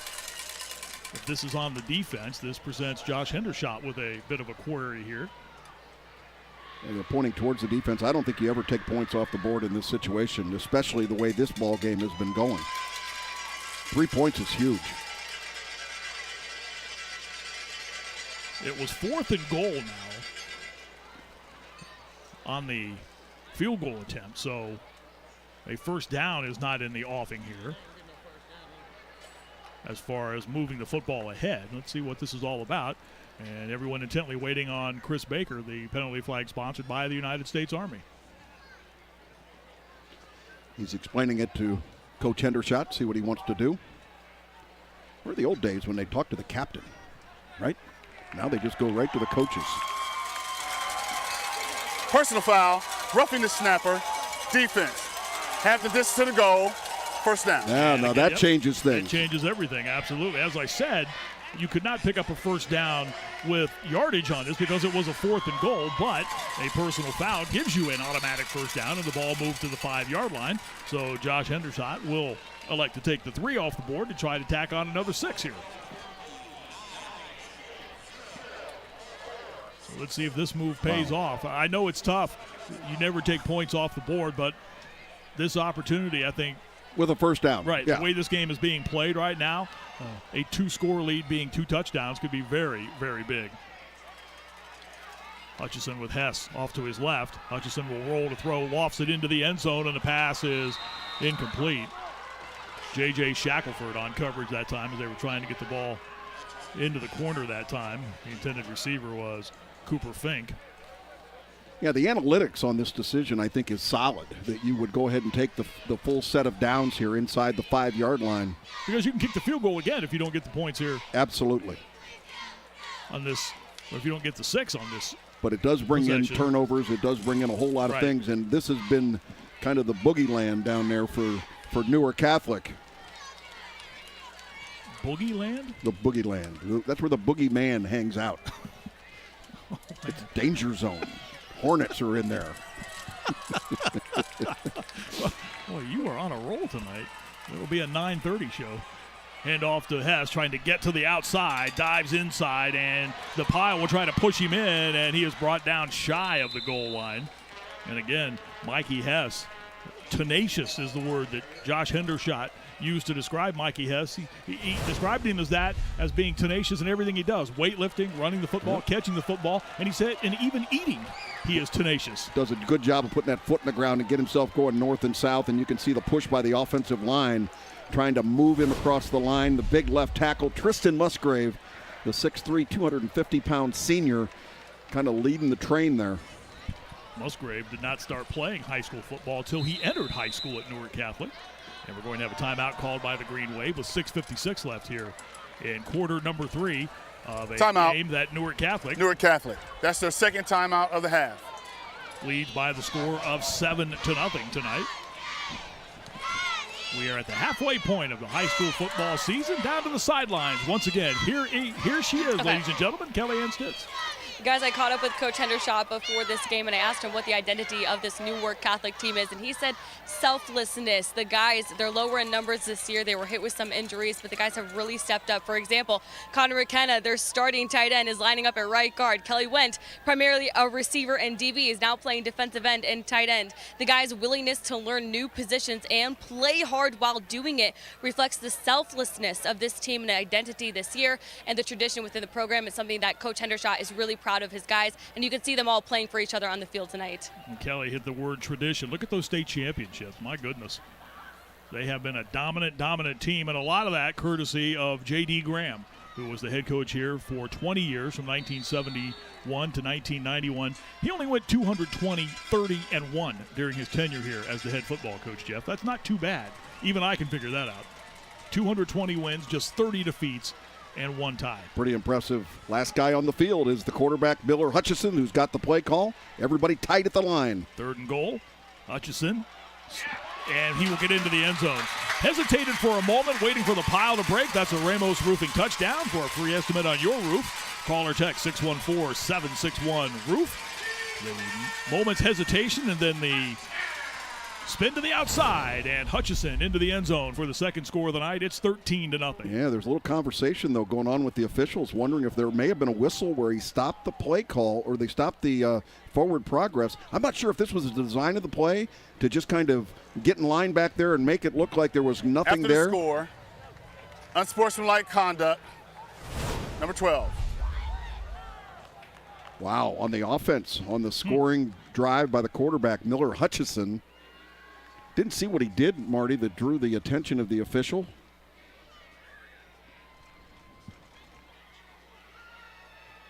Dead ball, unsportsmanlike conduct, number 12. That penalty be enforced on the kickoff. And that flag on the play sponsored by the United States Army. So the extra point attempt upcoming for Lopez, who is 4 for 4 this season. Snap good, hold good, and the kick is up, and it is no good. Looked like one of Jeff's drives right there. It hooked off to the left. And it is 13-0 in favor of Newark Catholic. They've scored the first 2 times they've had the ball here in half number 2. The Green Wave leading the Hornets here in our Toyota Friday Night Rivals.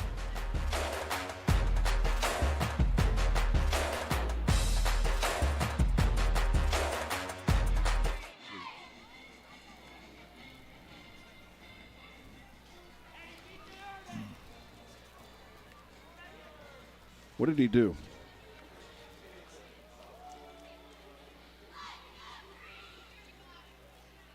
Nothing there.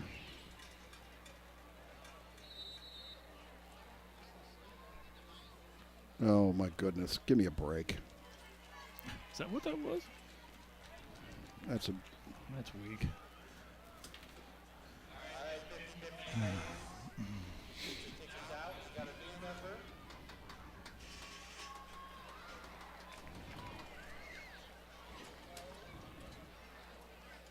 Mm-hmm.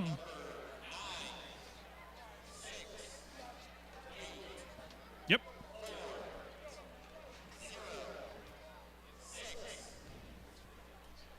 $13-0 the lead for Newark Catholic over Licking Heights as the Green Wave score again. However, the extra point attempt, no good, and that's where we stand. 13-0. Newark Catholic with the lead over the Licking Heights Hornets as we bring you the scoring summary, which is brought to you by Alcohol, Drug, and Mental Health Board of Franklin County. 13-0 is the score.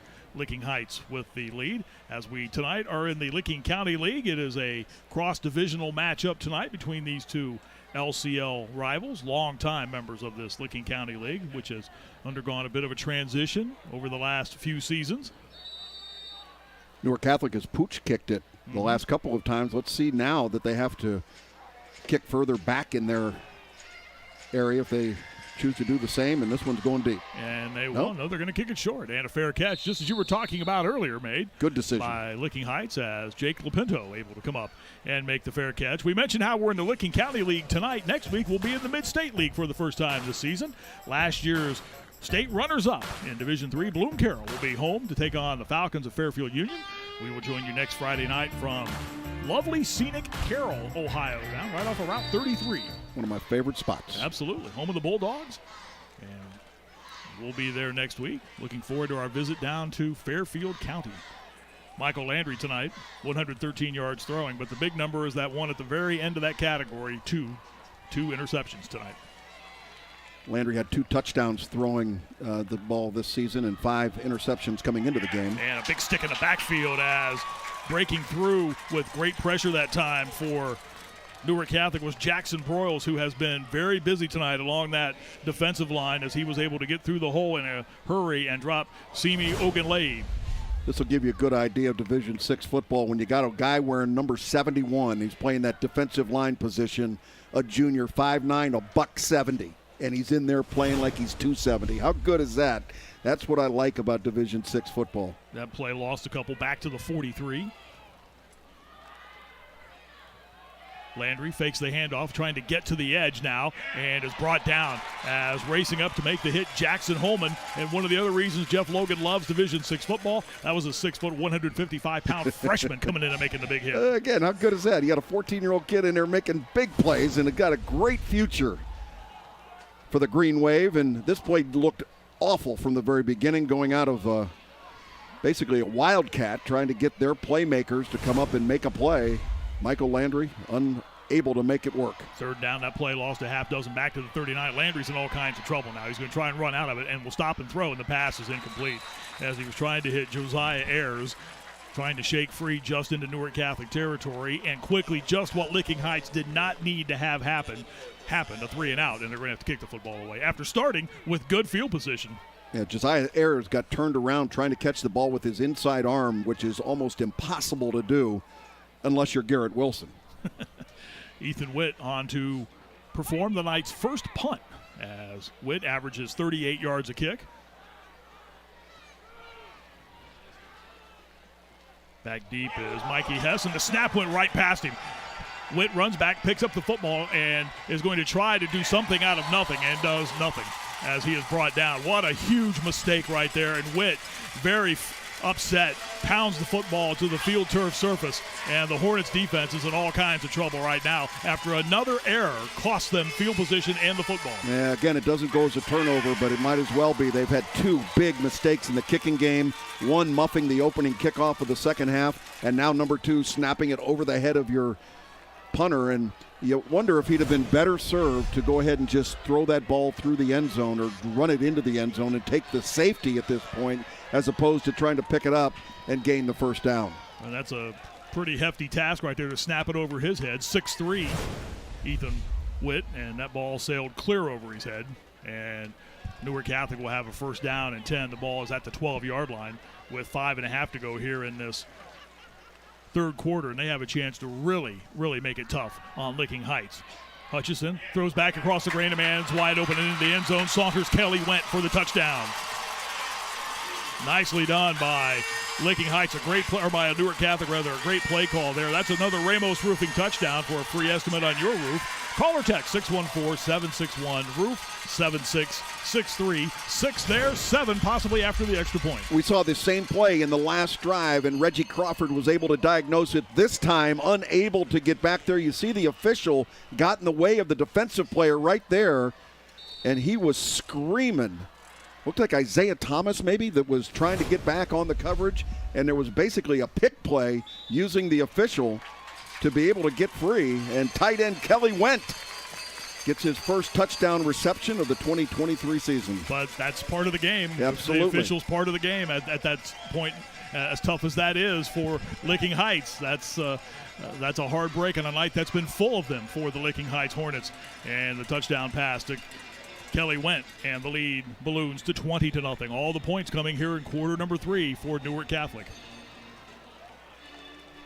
The scoring summary again brought to you by Alcohol, Drug, and Mental Health of Franklin County. One play, 13 yards, and it took just 6 seconds to convert after the turnover. And that's really been the undoing of Licking Heights tonight, Jeff. The turnovers have just been, and even though the last play was not into that category, right, it still is a turnover in a lot of respects. That becomes 4 turnovers in the game. Even statistically, it may look like 2, but they have really been bad in the kicking game here in the second half. So Newark Catholic will get set to kick the football away, as now the Licking Heights Hornets are in a lot of trouble. Jamal Foster standing back deep. They've been kicking the ball short most of this half, as Jose Lopez, and we'll see what the mindset is here. Again, Austin Drew, you're putting a lot of his hands people up closer. And Lopez, again, very high but very short. And this kick will be fielded and down to the turf at the 30, as that's where Isaiah Thomas went down after fielding that kick for Licking Heights, and that's where their offense will come onto the field. Jeff, take me through the mindset right now of Austin Drew. You're down 20-0. Your offense has had trouble just hanging on to the football in this game right now. What do you do from an offensive standpoint? You know, this is where you worry about the mental aspect of your game. Can you keep the kids focused on going out there right now and making one good play after another? You know, this thing is getting away from them now at 20-0, still in the third quarter of play.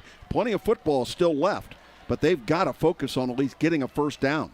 One of the things he talked about was staying ahead of the chains, and so far they've been behind them. Landry rolls out of the pocket to throw and has a receiver making a catch and trying to shake free up the field, and dropped shy of the 40-yard line was the receiver in the flat that time out of the offense. That's Jaden Edwards who made the catch. Again, the line of scrimmage was the 39, and or carries out rather to the 39 from the 31, so they're a yard shy of the first down. Now they're going fast. Joseph Cousins coming up to make the play in the secondary. Landry back to throw. Steps up, delivers long over the middle, and tried to hit Lopinto, who was open, but just could not connect with him. Boy, you'd love to have that one back. That one's going to be a tough one to watch in the film room on Saturday morning.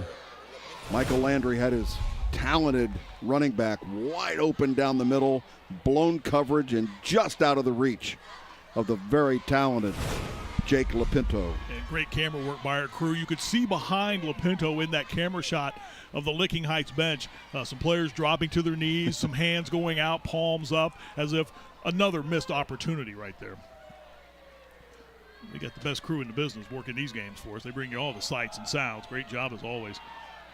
And here's some running room by Lopinto, and he barrels his way into Newark Catholic territory for a first down. A John Hinderer's dealer first down, badly needed by this Licking Heights offense. Well, they need the ball in the hands of number 45, and they tried to get it to him through the pass on the previous play, overthrew him. This one is not hard to connect on. Hand it to 45, let him get down the field and start cooking, and that is a big play. 5 carries tonight for 33 yards. His receiving yards tonight have been spectacular as well. 19 on that last carry, and a short gain here by Landry. We were talking about Lopinto earlier and how I don't know that I've ever heard of a player who leads a team in receiving, rushing, and tackles. It's amazing. You know, you look at this kid as a freshman, he started on this football team as an outside linebacker. A year ago, he ends up with over 1,500 yards of total offense, maybe 1,000 rushing, 500 through the air, and he also had suffered a hip fracture. Landry flushed out of the pocket, and down he goes. Line of scrimmage was the 41, and Landry might have got back to the line of scrimmage where he was brought down. Marty, Coach was talking to you about that hip fracture. Yeah. It was a freakish kind of play, though. It was non-contact. On a non-contact. But able to recover from that, get back to playing football, obviously at a very high level. And it was in a game last year, too, where it happened.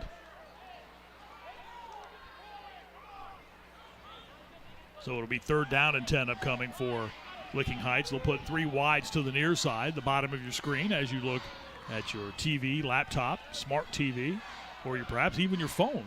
Here's a flare to Lopinto, and across the 40 Lopinto goes, but short yardage, it'll be shy of the first down. That play just slow developing. You want to get the ball out to that back, out of the backfield quickly. And you can see here just a little bit slow. I don't know if that goes as a running play. Picked up 5. Lopinto 4 down territory for him, right? Coming into the game with 209 yards rushing, and on 4th down, they've given it up a couple of times on downs. Landry spins free, trying to dive for the first down, and again, Newark Catholic is waiting for him. Tristan Musgrave, the 6'3", 260-pound senior tackle with the big tackle right there on homecoming. And on downs again, Licking Heights gives the football up. You know, it's easy to second guess when you see a play like that, but I like the idea of getting the quarterback and rolling him out where you give him an RPO, a run-pass option. That time stuck in the pocket, was not able to find any receivers down there, and eventually it collapsed on top of him. And again, Newark Catholic is going to take the ball with perfect field position again, starting at their own 35.5-yard line. 2:42 to go here in quarter number 3 in this matchup tonight here in Newark. Miller Hutchison, the 6'3", 170-pound senior, brings the offense to the line of scrimmage. We'll toss to the far side now. This is Hess trying to get to the edge to the 40, and he is punished as he is knocked out of bounds right in front of the Licking Heights bench. Down to the sidelines again. Here's Kellyanne Stitz.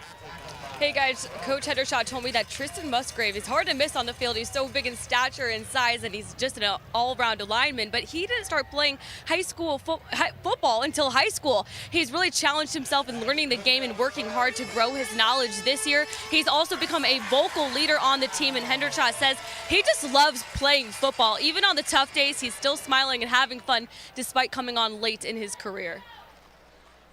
Musgrave, 6'3", 260-pound senior. Last play picked up a first down. A John Hinderer's dealer first down for the Newark Catholic Green Wave. I'm sure great nicknames in high sure school it wasn't football. hard to introduce this young man or invite him to come play on your football team at that size. Milk of the clock. Hutchison again, they'll toss to Hess. The adjustment and the gain just across the midfield stripe to the Licking Heights 49-yard line.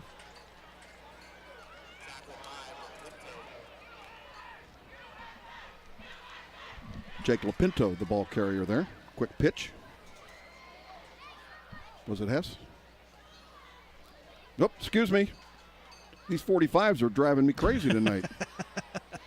There you see the... Both of them are outstanding players. They are so terrific. They've been fun to watch tonight. Like this Mikey Hess, though. This is a big-time player. And again, both of the 45s that we highlighted before the game, juniors on their respective football teams. So I think the future is bright for both of these teams. Hess came on last year, Jeff, when they went into the playoffs. Tell you more in a moment after he, again, is able to sidestep a defender and then cruise for another John Hinderers dealer first down as he went out of bounds at the 41-yard line.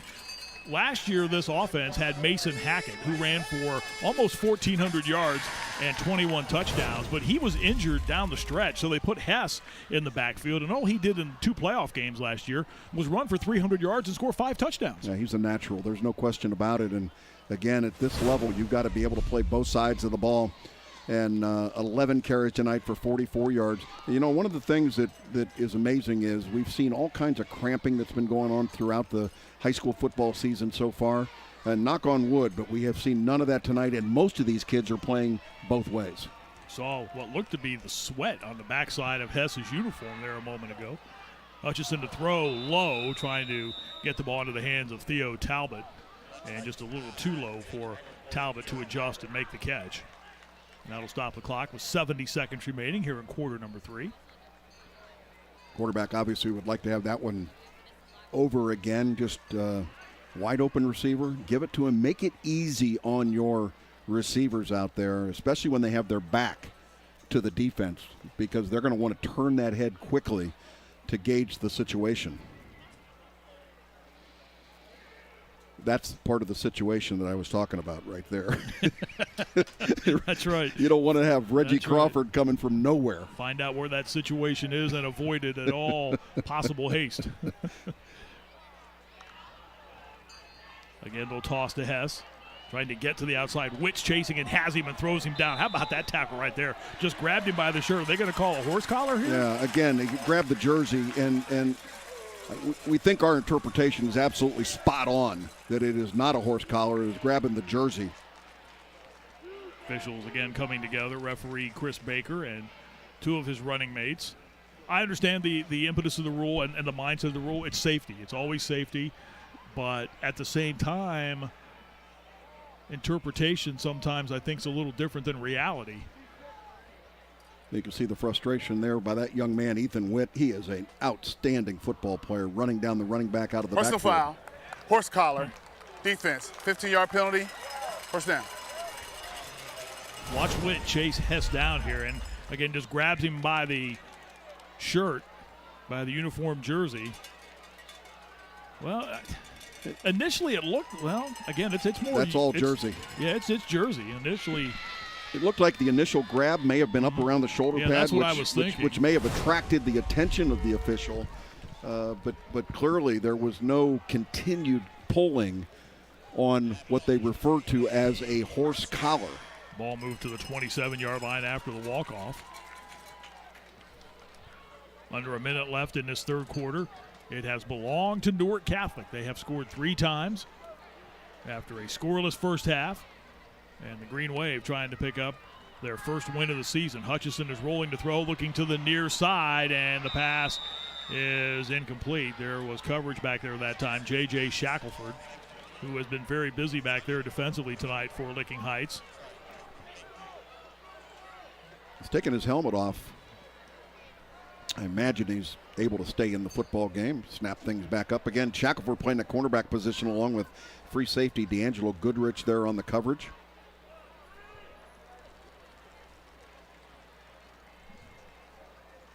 Shackelford, a 5'10", 160-pound sophomore. This 20 points that Licking Heights has allowed tonight, it's the 17th straight game where they've allowed at least 10 or more points in a game. You have to go all the way back to week 9 of the 2021 season when they held Harvest Prep to 8 points in a 13-8 win. Back to throw is Hutchison. Good catch by Kelly Wendt, who's had a nice night, but he is quickly put down to the turf. Outside linebacker Jackson Brewer, the 6'1 senior, who's had a pretty good night as well, too, for Licking Heights.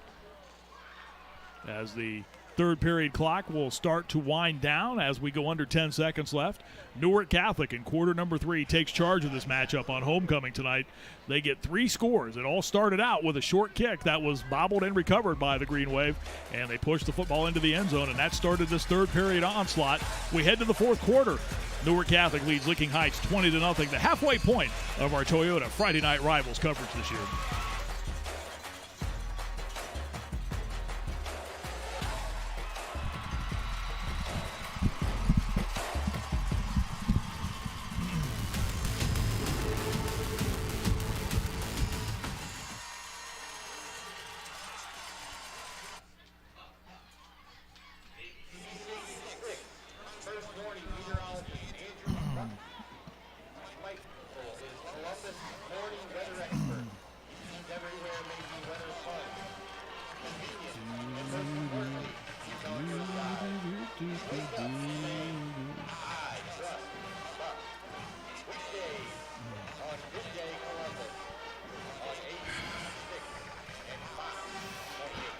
Theo Talbot's had a nice night, number 5.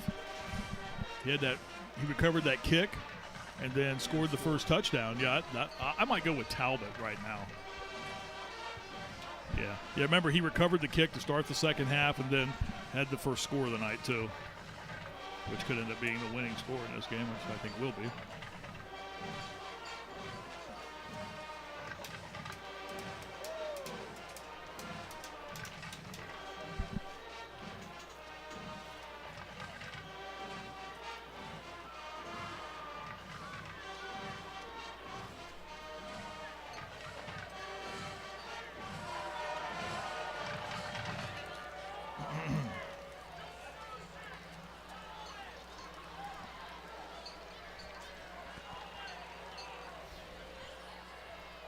$20-0 the lead for Newark Catholic. We welcome you back to historic Whitefield in Newark. 1938 they started playing at this facility. Jeff Logan was here for a game back then, along with Kellyanne Stitz. I'm Marty Bannister. Great to have you with us. And the first play of the second half is a pass back across the middle. Usually it's dangerous to do that, to throw back across the middle. But that time, Joseph Cousins made a nice reception with defenders draped all over him as the ball's moved inside the 20-yard line. It's a first down as we start quarter number 4. A Bowling Green State University first down for the Licking Heights offense. You weren't really here in 1938, were you? I don't think so. Okay. Sometimes I feel like it, though. 6 foot, 160-pound junior Cousins with a nice catch as Hutchison was able to deliver that ball and into traffic. Hutchison with the throw and the good catch. 6'3", 170-pound junior. 17 of 36 this year when they played Columbus Academy for 125 yards. He'll hand off to Hess. Stutter step. Tries to get to the outside, and good pursuit that time led by D'Angelo Goodrich, the free safety and the captain, one of the captains on this Licking Heights team. Good tackle right there by Goodrich, able to chase down Mikey Hess. Using that 12th player, that Sammy the sideline, to kind of help you over there when you're running the ball into the boundary. And D'Angelo Goodrich, a really good football player. Licking Heights next week will open up division play in the Buckeye division. They will take on a pretty fair football team, the 4-0 Blue Aces of Granville. And then after that, they get Zanesville, then their Battle of Broad Street game, which head coach Austin Dreyer was saying is a very intense rivalry. That one kind of falls under the radar a little bit, that Battle of Broad Street with Watkins Memorial. A toss to Hess, bounces off a tackle attempt now, has the corner, trying to cut back inside, does, and is brought down inside the 10 at the 8-yard line. How about the awareness of this running back, Mikey Hess? He's nothing there at home, able to bounce it outside and now take care of the football, make sure you do not fumble it, and a lot of big bodies down there coming after you. Followed up by the end with a really good hit by the defense. Ball inside the 10 at the 8. Newark Catholic next week, they will open up Cardinal Division play as they will take on Utica. The Redskins are 3-1. We were talking about them a little bit earlier. This 3-1. That might be their best start, maybe. Well, it's certainly in many, many years for that program, which has struggled with numbers, and they are playing some pretty good football. Handoff goes inside, and brought down inside was Mikey Hess. That Utica team last week beat Licking Heights 17-16. It's going to be real interesting to see, Marty, what happens with the growth out here on the east side of Columbus, obviously with all the new business coming out this way with Intel. And we saw this boom happen once earlier with New Albany. I remember doing New Albany games when it was a farm town, and then all of a sudden New Albany became a state power. And I think we're going to see some of these small schools that are out here in Licking County have the same impact. Ball inside the 5 at the 4. Bowling Green State University first down. And the handoff goes to Hess, trying to get to the outside, tries to reverse his field, loses his balance, and is finished off as he tried to cut back inside. Jake Lapinto came racing in.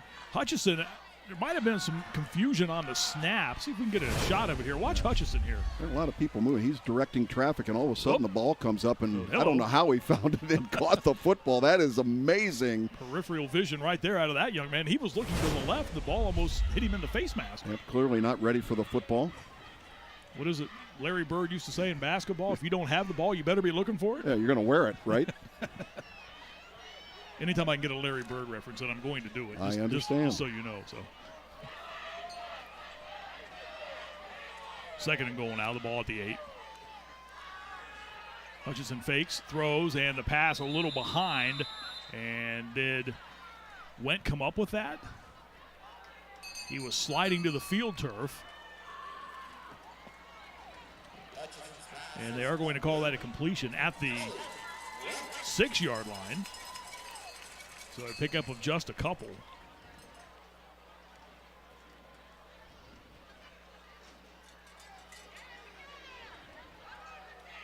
So Newark Catholic leading 20-0. Last year the matchup between these two went to Licking Heights 27-17.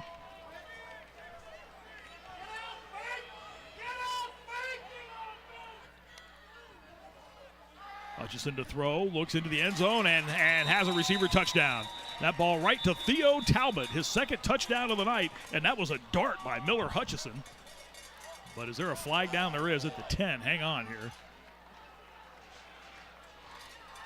Saw a helmet come flying off at the end there, and you can see the frustration of this young Dead man. ball, false start, offense. Oh. Your penalty, third down. Theo Talbot has had one heck of a night for this football team, and it looked like he had another touchdown. Ball thrown right over the middle. Very talented young man. You can see quarterback Miller Hutchison looking for his receiver, number 5, staring it right down here, right into your living room, and a terrific catch. And there's the helmet that I talked about going flying off, but obviously penalty. Too. Yeah, really good throw. Penalty against the Green Wave, and once again, they're having difficulties down there in the danger zone. Ball moved back. Hutchison will throw this time. A catch made as Cousins hauls that pass in and goes down inside the 5. Watch it again. Here is Hutchison, tall in the pocket. Another good throw there as he hit him right in the numbers and dropped inside the 5. Josiah Ayers, the corner, in on the stop. Mikey Hess, for one of the few times, will come out of the game right now. It's 4th down and 3, and they're going to bring the field goal unit on as Jose Lopez will come on. This will be a 20-yard attempt. And again, another tough angle here. See how Lopez handles it. Snap is good. The hold is down. The kick is up. Does it have enough oomph to get through? It doesn't. It's wide to the right. And another missed field goal. Again, that far side hash where both teams have attempted field goals from, it has not been kind to either place kicker tonight. And with 7:12 to go in this game, it is a 20-0 lead for Newark Catholic over Licking Heights. Our Friday night matchup and our Toyota Friday night rivals get together here in Licking County. Toyota's 4 brothers have made a name for themselves on and off the road. Tacoma has been the best-selling truck in its class for the past 18 years. This is the legendary Toyota 4Runner. With over 40 years of off-road experience, this SUV has seen it all and keeps coming back for more. The powerfully efficient Sequoia delivers off-road adventures with style and comfort. And Tundra is the biggest, most powerful, most technologically advanced truck Toyota has ever built. Toyota's four brothers. Let's go places. 3 third-period scores, the difference in this game. Newark Catholic leading Licking Heights. Timeout. Newark Catholic. That's their final timeout of the game. Referee Chris Baker with the pertinent information on the Newark Catholic timeout. Jeff Logan was talking a short time ago about the growth in this part of the Central Ohio area, and Licking Heights is a big benefactor of that. This is one of the fastest growing districts in all of Central Ohio. They built a new high school, went online back in 2021, and now they're already having to talk about adding on to it, perhaps bringing in some trailers to teach students out there. They're going to have to build another elementary school. It is the 5th fastest growing school district in Central Ohio, and with that Intel construction going on and all of the other construction that's going on out in this eastern part of the Franklin County, Licking County area, it is no surprise that this district is growing with leaps and bounds. And Austin Drewer told me earlier in the week, it's remarkable. They've got a new field house that's going to be ready to go next season. The new school's open out on Mink Road, and it's an impressive facility. I've been by it a couple of times, and there are a lot of positives with this Licking Heights School District. Absolutely. It's really going to be interesting to see what happens over time. I know Johnstown moved into a brand new building, and as soon as they got moved in, they outgrew it. Remarkable, isn't it? Landry rolling to throw now. Will heave it long downfield, and the pass is incomplete. When you think about that type of growth, and you look at the way Columbus has grown, you talked about New Albany a short time ago. We're going to see Olentangy a little bit later on in the season. We're going to see Olentangy Liberty as well a little bit later on. That Olentangy district, Jeff, that's the 4th largest district in the state right now, behind Columbus, Cleveland, and Cincinnati. Olentangy, the 4th largest school district in the state of Ohio. It's remarkable. We saw the growth a number of years ago in Westerville when they went to 3 schools. Dublin now, certainly with their expansion. Back to throw again is Landry. Ball's free, and Newark Catholic says it's theirs. And apparently it is. The Green Wave come away with the football as it came out of the grasp of the quarterback Hutchison, or the quarterback Michael Landry, falling on it. That was David Carr, a senior, 5'11", 175-pounder, picking up the loose pigskin, and another turnover for Licking Heights. Yeah, they got to feel really good about themselves. I mentioned that this is the worst start in the history for Newark Catholic, and congratulations to this head football coach, Josh Hendershot, who has done a great job getting his kids to remain focused, knowing that tradition and culture will get them back to that winning feeling, and that's right where they are tonight. Coming out of that was David Carr, who made the hit, but it was Trent Clark who did come away with the fumble recovery for Newark Catholic. So the Green Wave with the football. A Bowling Green State University first down on the turnover, and not much running room to the far side as Hutchison was the ball carrier. Line of scrimmage again was the 18 where the fumble was recovered, and the ball on the loss back out to the 21. Kind of continuing along with that topic of the growth in this part of the state, Jeff. That's one of the reasons why the Licking County League has expanded. It has brought in Zanesville the last couple of years. Next year, Mount Vernon joins the Licking County League. And the commissioner of the Licking County League has even talked in the past about the fact that they would love to go to 2 18 divisions in this league, and feels that's the future of the Licking County League. I wouldn't doubt it one bit. Mount Vernon seems to be always looking for a home somewhere. They're going to be welcome to the Licking County League. Hutchison to throw to the near side. A flag is down. Talbot with the catch. Evades one tackler to the 15. He's to the 10. The ball comes out of his grasp, and I think it got out of bounds before. Yeah, they're signaling that the ball remains with Newark Catholic, but I wonder if there was motion on the line of scrimmage, or maybe somebody lined up in the neutral zone. Over Hutchison listening in as Chris Baker comes over to tell everyone this penalty flag sponsored by the U.S. Army. Mr. Baker, what do you have to say about all of this? Illegal shift, offense, number 6. So wipes out the gain right there. Got a man in motion. You can't be moving around up front, and obviously they had some miscommunication there. A lot illegal of shift, offense, number 6, 5-yard penalty. Looking down. A lot of opportunities for improvement, but boy, the number of mistakes made on the Licking Heights side tonight has just been awful for them. I mean, they started out the season with a win and then loss and loss and loss, and they got to feel almost exactly the same with those 3 losses in a row. Lost to Tri-Valley, which is a pretty good football program. The Scotties had them down 35-0 at the half. They were beaten by Ohio State-bound quarterback Tavian St. Clair and Bell Fountain, 45-14. They were down 31-14 at the half in that game, and that loss last week to Utica as Mikey Hess stumbles ahead for the game here for Newark Catholic. They were beaten on a field goal with 32 seconds left in the game and unable to come away with the victory there. And that was after last year when they started 5-2. So they have lost 7 of their last 8 games that they have played, stretching back to last season. While Newark Catholic and head coach Josh Hendershot, they watch the clock at the 5.5-minute mark, knowing they are closing in on his first career victory as the head coach at his alma mater. And to do it on homecoming just adds more of the excitement to it and the specialness of a first career victory. Hutchison to throw, flares the pass out. Now Hess trying to turn to the edge and is shoved out of bounds over there as he is pushed out of bounds. The guys had a good game tonight, Jeff, defensively, and D'Angelo Goodrich for Licking Heights. No question about it. And, tough here in the fourth quarter playing defense when you look up at the scoreboard and it's 20-0 and you got that rambling wreck coming at you, number 45, and you got to try and take him down. And pretty good job by that secondary led by D'Angelo Goodrich.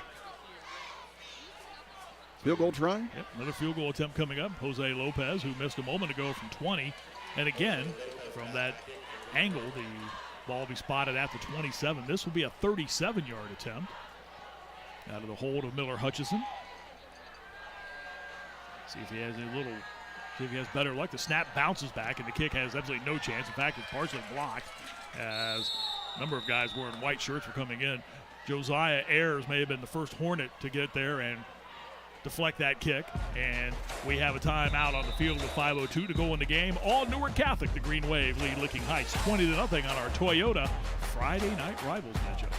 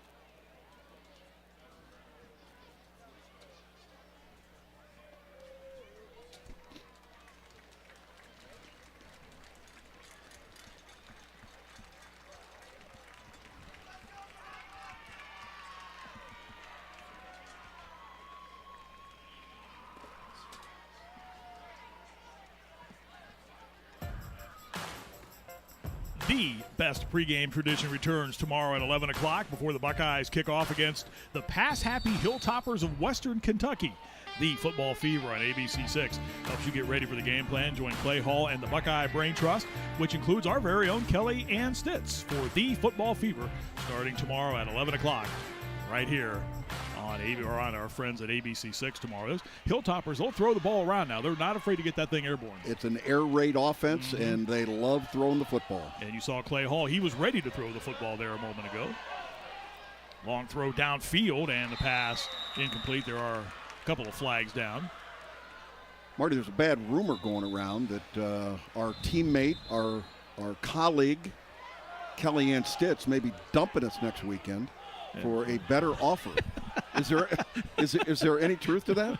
Well, rumor is there's a big game next Saturday night over in the state of Indiana. I don't know. I didn't know they had big games in Indiana other during basketball season. But yeah. Have 2 fouls on the play. Holding. Defense, number 45. It's a 10-yard penalty. We also have a dead ball sideline warning against the defense. So those duplicate penalties there, or double penalties rather, will moves the football ahead. Kellyanne Stitz will be leaving us, we understand, to go over to South Bend, Indiana next Saturday, where rumor is Ohio State has a big game next Saturday night, Kellyanne. You're going to be over there for that. You should enjoy that trip. Yeah, that's right. I can confirm that I will be, unfortunately, missing you guys next Friday to be in South Bend to cover the Ohio State Notre Dame game. But don't worry, I will be thinking about you guys on Friday. Trust that. You will not. Maybe a little bit. I will miss you guys. Will not. Nice try, Kellyanne. Nice try. When Clay Hall says, "What do you want for dessert on Friday night?" she's going to think, "Boy, I wonder what Jeff and Marty are doing tonight." Don't worry, I will be thinking of you guys. But hey, come on, this is a big one on next Saturday. Yeah. Well, don't come back without a win, girl. That's right. It's like Michael Jordan said, "There's no I in team, but there's an I in win." That's right. That's right. Second down and 10. Landry rolling to throw, still rolling, and is going to go down. Another penalty flag comes sailing in with 4:39 left in the game. And since we're throwing flags all over the place, I thought I would update this horse collar tackle thing a little bit. Please do. And I got the details from the head of officials in the state of Ohio, Bo Rugg, and there is an update to that grabbing the nameplate area of the jersey of the runner directly below the back collar and pulling the runner to the ground. Offense, number 77. That penalty is declined. Third down. It is now an illegal personal contact foul. So the update coming in the offseason. I stand corrected, and to the officials down here, my apology for calling that exactly right. So don't have to grab the shoulder pad or the helmet area, but if you grab it around the nameplate, where the player's last name would be if they had names on their back of their jerseys, that is, and you take him to the ground, which is exactly what happened on the two calls tonight, that is a personal foul. Well, if there was ever somebody to make the correct call on all of that, it's Bo Rugg. No doubt. No doubt. I can still beat him on the golf course, though. I just want you to know that. I got you, Bo. Third down and 13 upcoming here after those penalty flags a moment or so ago. I think he's going to want a match. I think he is, too. I had a chance to talk to Bo on a number of occasions, the football administrator in the state of Ohio, and been an official for a number of years. Does such a great job in the OHSA office over in Columbus. Doug Yu, who was the executive director of the OHSA, knows this facility very, very well. He was the superintendent and the principal here in the Newark City Schools. So he is a guy very familiar with this facility here at Whitefield. Landry back to throw and flares the ball into the flat now. Lapinto makes the catch and is shoved out of bounds in front of his bench far side at the 40-yard line. This game turned in the third quarter when Newark Catholic kicked the football away. It popped free, and Theo Talbot fell on it, and 5 plays later they were in the end zone to take a 7-0 lead, and then Licking Heights continued to turn the football over, and Newark Catholic continued to take advantage of those mistakes. And despite the efforts by Jake Lapinto tonight, his team has just really never had a chance to put the ball in the end zone this evening, down 20-0. Back to throw is Landry again. He'll deliver to the near side. Pass is caught as the receiver making the catch brought down shy of the midfield stripe. Jalen Fillmore. Understand that Gahanna Pickering Central game has gone final with Gahanna rolling to a 49-14 victory. I guarantee you Pickerington Central in the modern time of football has never had a running clock against them. There have been running clocks in many of their games. That pass to the far side by Landry is out of bounds. I tell you who else was keeping a close eye on that score? That was Pickerington North. Absolutely. Because their final game of the regular season is Gahanna. And those two are steaming towards a monumental showdown in week number 10 of the regular season. Ball at the 49-yard line. 3.5 to go in this one.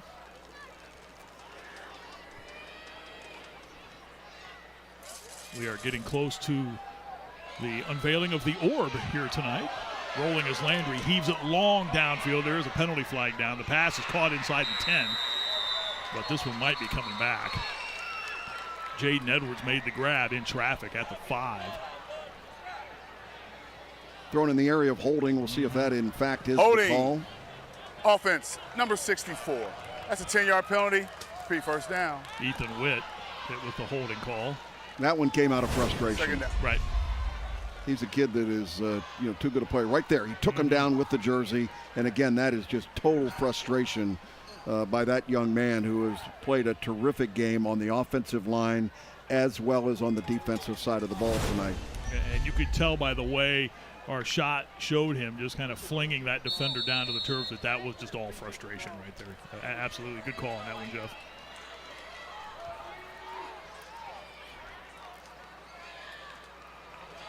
Double pass coming up here as Lopinto heaves it long downfield. He's got a man open, and just that sums up the Licking Heights night right there. Isn't that the truth, Marty? You are spot on. Trying to get the ball to Josiah Ayers. You could tell it was going to be a double pass, and that's twice tonight at least that they've had wide open receivers right down the field for automatic scores, and this one thrown a good 5 yards over the head of the receiver. Boy, it's a frustration. Not that they're going to get back and win this game, but man, they deserve something for their efforts tonight. Lopinto showing off a pretty good arm on that pass as well, too. I mean, he does everything else. Look at that uniform. My goodness. It's a real deal. And this is an artificial surface, all right? So, excuse my French here, but that's all blood and guts out there. I mean, there's no dirt out there. Landry rolling to throw, and will keep the football. Sidesteps the defender to the 45, out near the midfield stripe where he is brought down. Might need some of those little Tide pins to kind of work some of those stains off of that jersey, those uniform pants. That's a football player right there, Jake Lopinto. As head coach Austin Truyer had said earlier in the week, if I had a couple more of him, I'd be a very happy head football coach. Played his college football at Worcester, did Austin Truyer. And has been an assistant at Licking Heights for the last few years. Another flag is down as Landry delivers over the middle. The pass bounces at the feet of an intended receiver inside the 25-yard line. Again, that was Lopinto who had run down the field.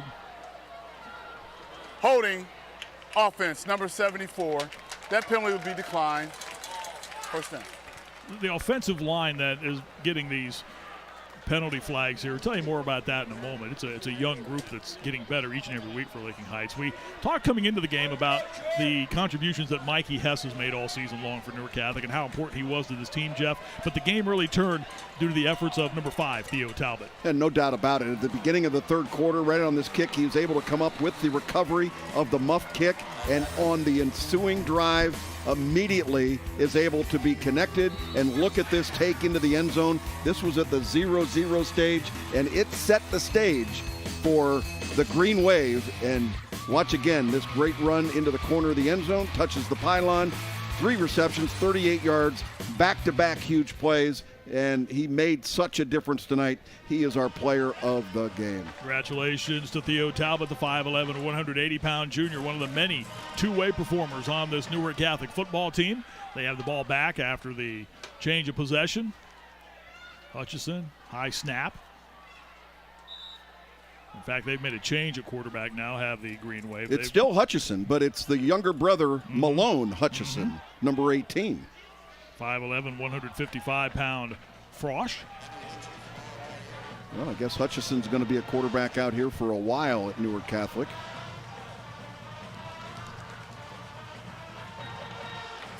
I love the excitement of young football players, and this is tomorrow's JV group out there right now for the most part, all right? This is a lot of young football players getting a chance to play on homecoming, and I love the hustle of them going onto the field knowing there's only, a minute 45 remaining in this game, yet this is their moment to shine, and they deserve it.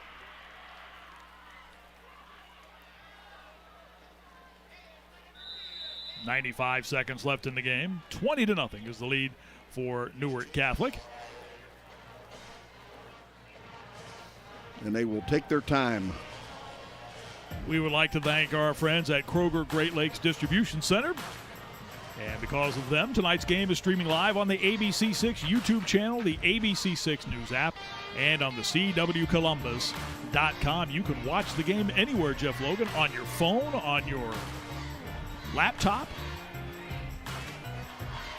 You ever watch the game on your laptop or on your phone? Well, not why I've been doing it, but I have think so certainly while you were watched doing it. other games that way, and I'm thrilled that we're bringing it to you in every possible way. There's not a place in this country where you couldn't dial in and be able to next week be able to find out what's going on in Logan's Heroes. I have some friends out in the state of California last week who said they watched the game and are very excited to see Logan's Heroes. Of course they are. When it makes it. You can't believe the bribes that I get from some of these schools. Wow. That was one of the first things I was told when I took this job. When Jerry Puckett hired me for this job, the first thing he said was, "Wait for Logan's Heroes." Yeah. Wait for Logan's Heroes. Wait till you see that mess. Uh-huh. And there's plenty of room for criticism. I'm just telling you right now. That's even without Logan's Heroes. 10 seconds left in the game. Newark Catholic's going to win this one tonight. The first win for Josh Hendershot as the head coach of his alma mater. Is going to come on homecoming, and it was a big night for his football team as even one of his starters was named Homecoming King tonight. Nate Willis at the half was honored as Homecoming King, and Newark Catholic snaps the worst start in this tradition-rich program history. 0-4. They pick up a win tonight by blanking Licking Heights 20-0 here at historic White Field in Newark. The Green Wave now 1-4, and we talked at the top of the broadcast about how important this type of game is. Yes, both teams were struggling coming in, Jeff, but to pick up a win at the midway point of the season with conference play starting next week is a pretty good jumping-off point. Well, again, both of these teams, when it's all over and done with 1-4 records, neither of them are thrilled. But at this point in time in the season, Newark Catholic's got to feel great about their position. And I can tell you that Coach Austin Druyer's got some work to do with his football team just from a standpoint of not getting themselves down, because there is a lot to play for as they head into league play and still the playoffs. That's your final. Newark Catholic wins it 20-0 over Licking Heights on our Toyota Friday Night Rivals. So it seems like we built one for everybody. And now we have. We built this one to be so dependable that it's often passed down within the family. We built this one to get 50 mpg and available all-wheel drive. This one for its handling and easy parking. This SUV for your next big adventure. And we built this one just for the fun of it. Introducing the 300 horsepower GR Corolla. Now there is a Corolla for everybody. Toyota. Let's go places. 20-0. Somewhere down amongst the Green Wave is our own Kellyanne Stitz. Coach, congratulations. How does it feel to get your first win as a head football coach at your alma mater? You guys, tell me, how's it feel? Feels pretty great. You guys came out of the third quarter blazing. How, we talked about the selflessness of the team and their identity. How did that transpire in the game tonight? Well, it was exactly that. Every snap of the game, everybody was willing to go in at any time and do a job that, they may have not been asked to do before, but they came out and they did it tonight. How does a win like tonight give the guys confidence to inspire a second half comeback this season? We're gonna go rolling now. All right, that they believe in themselves and they know what they can do, and this is exactly what we needed tonight. Again, congratulations to you guys and the Green Wave. So I'm going to present you what we call the Orb for our Friday Night Rivals. Congratulations, guys. This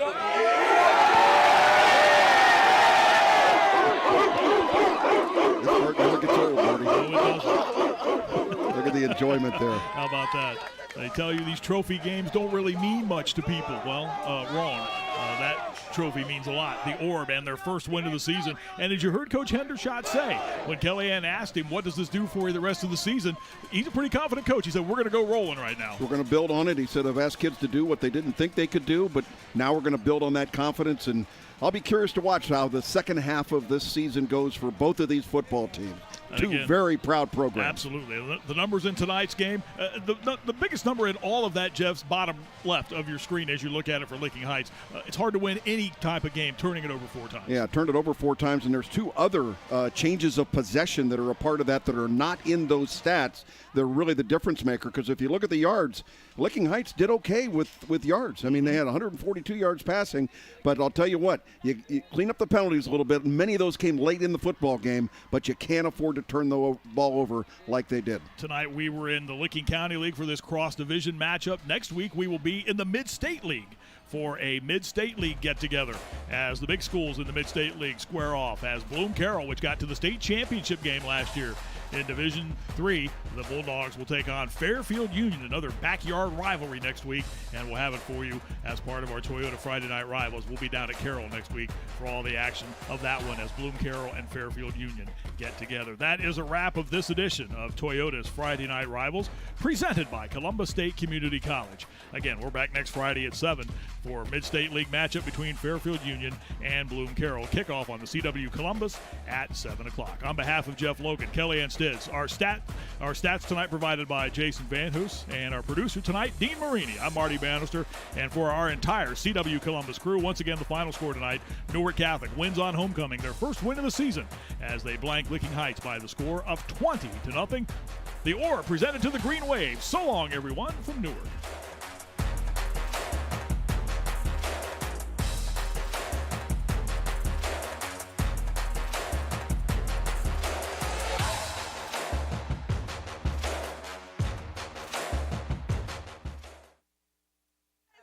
Okay, here we go. We're ready. All right, 3, 2, 1. Coach. Oh, sorry. You want to get the team behind him there, kind of in the distance? Yeah.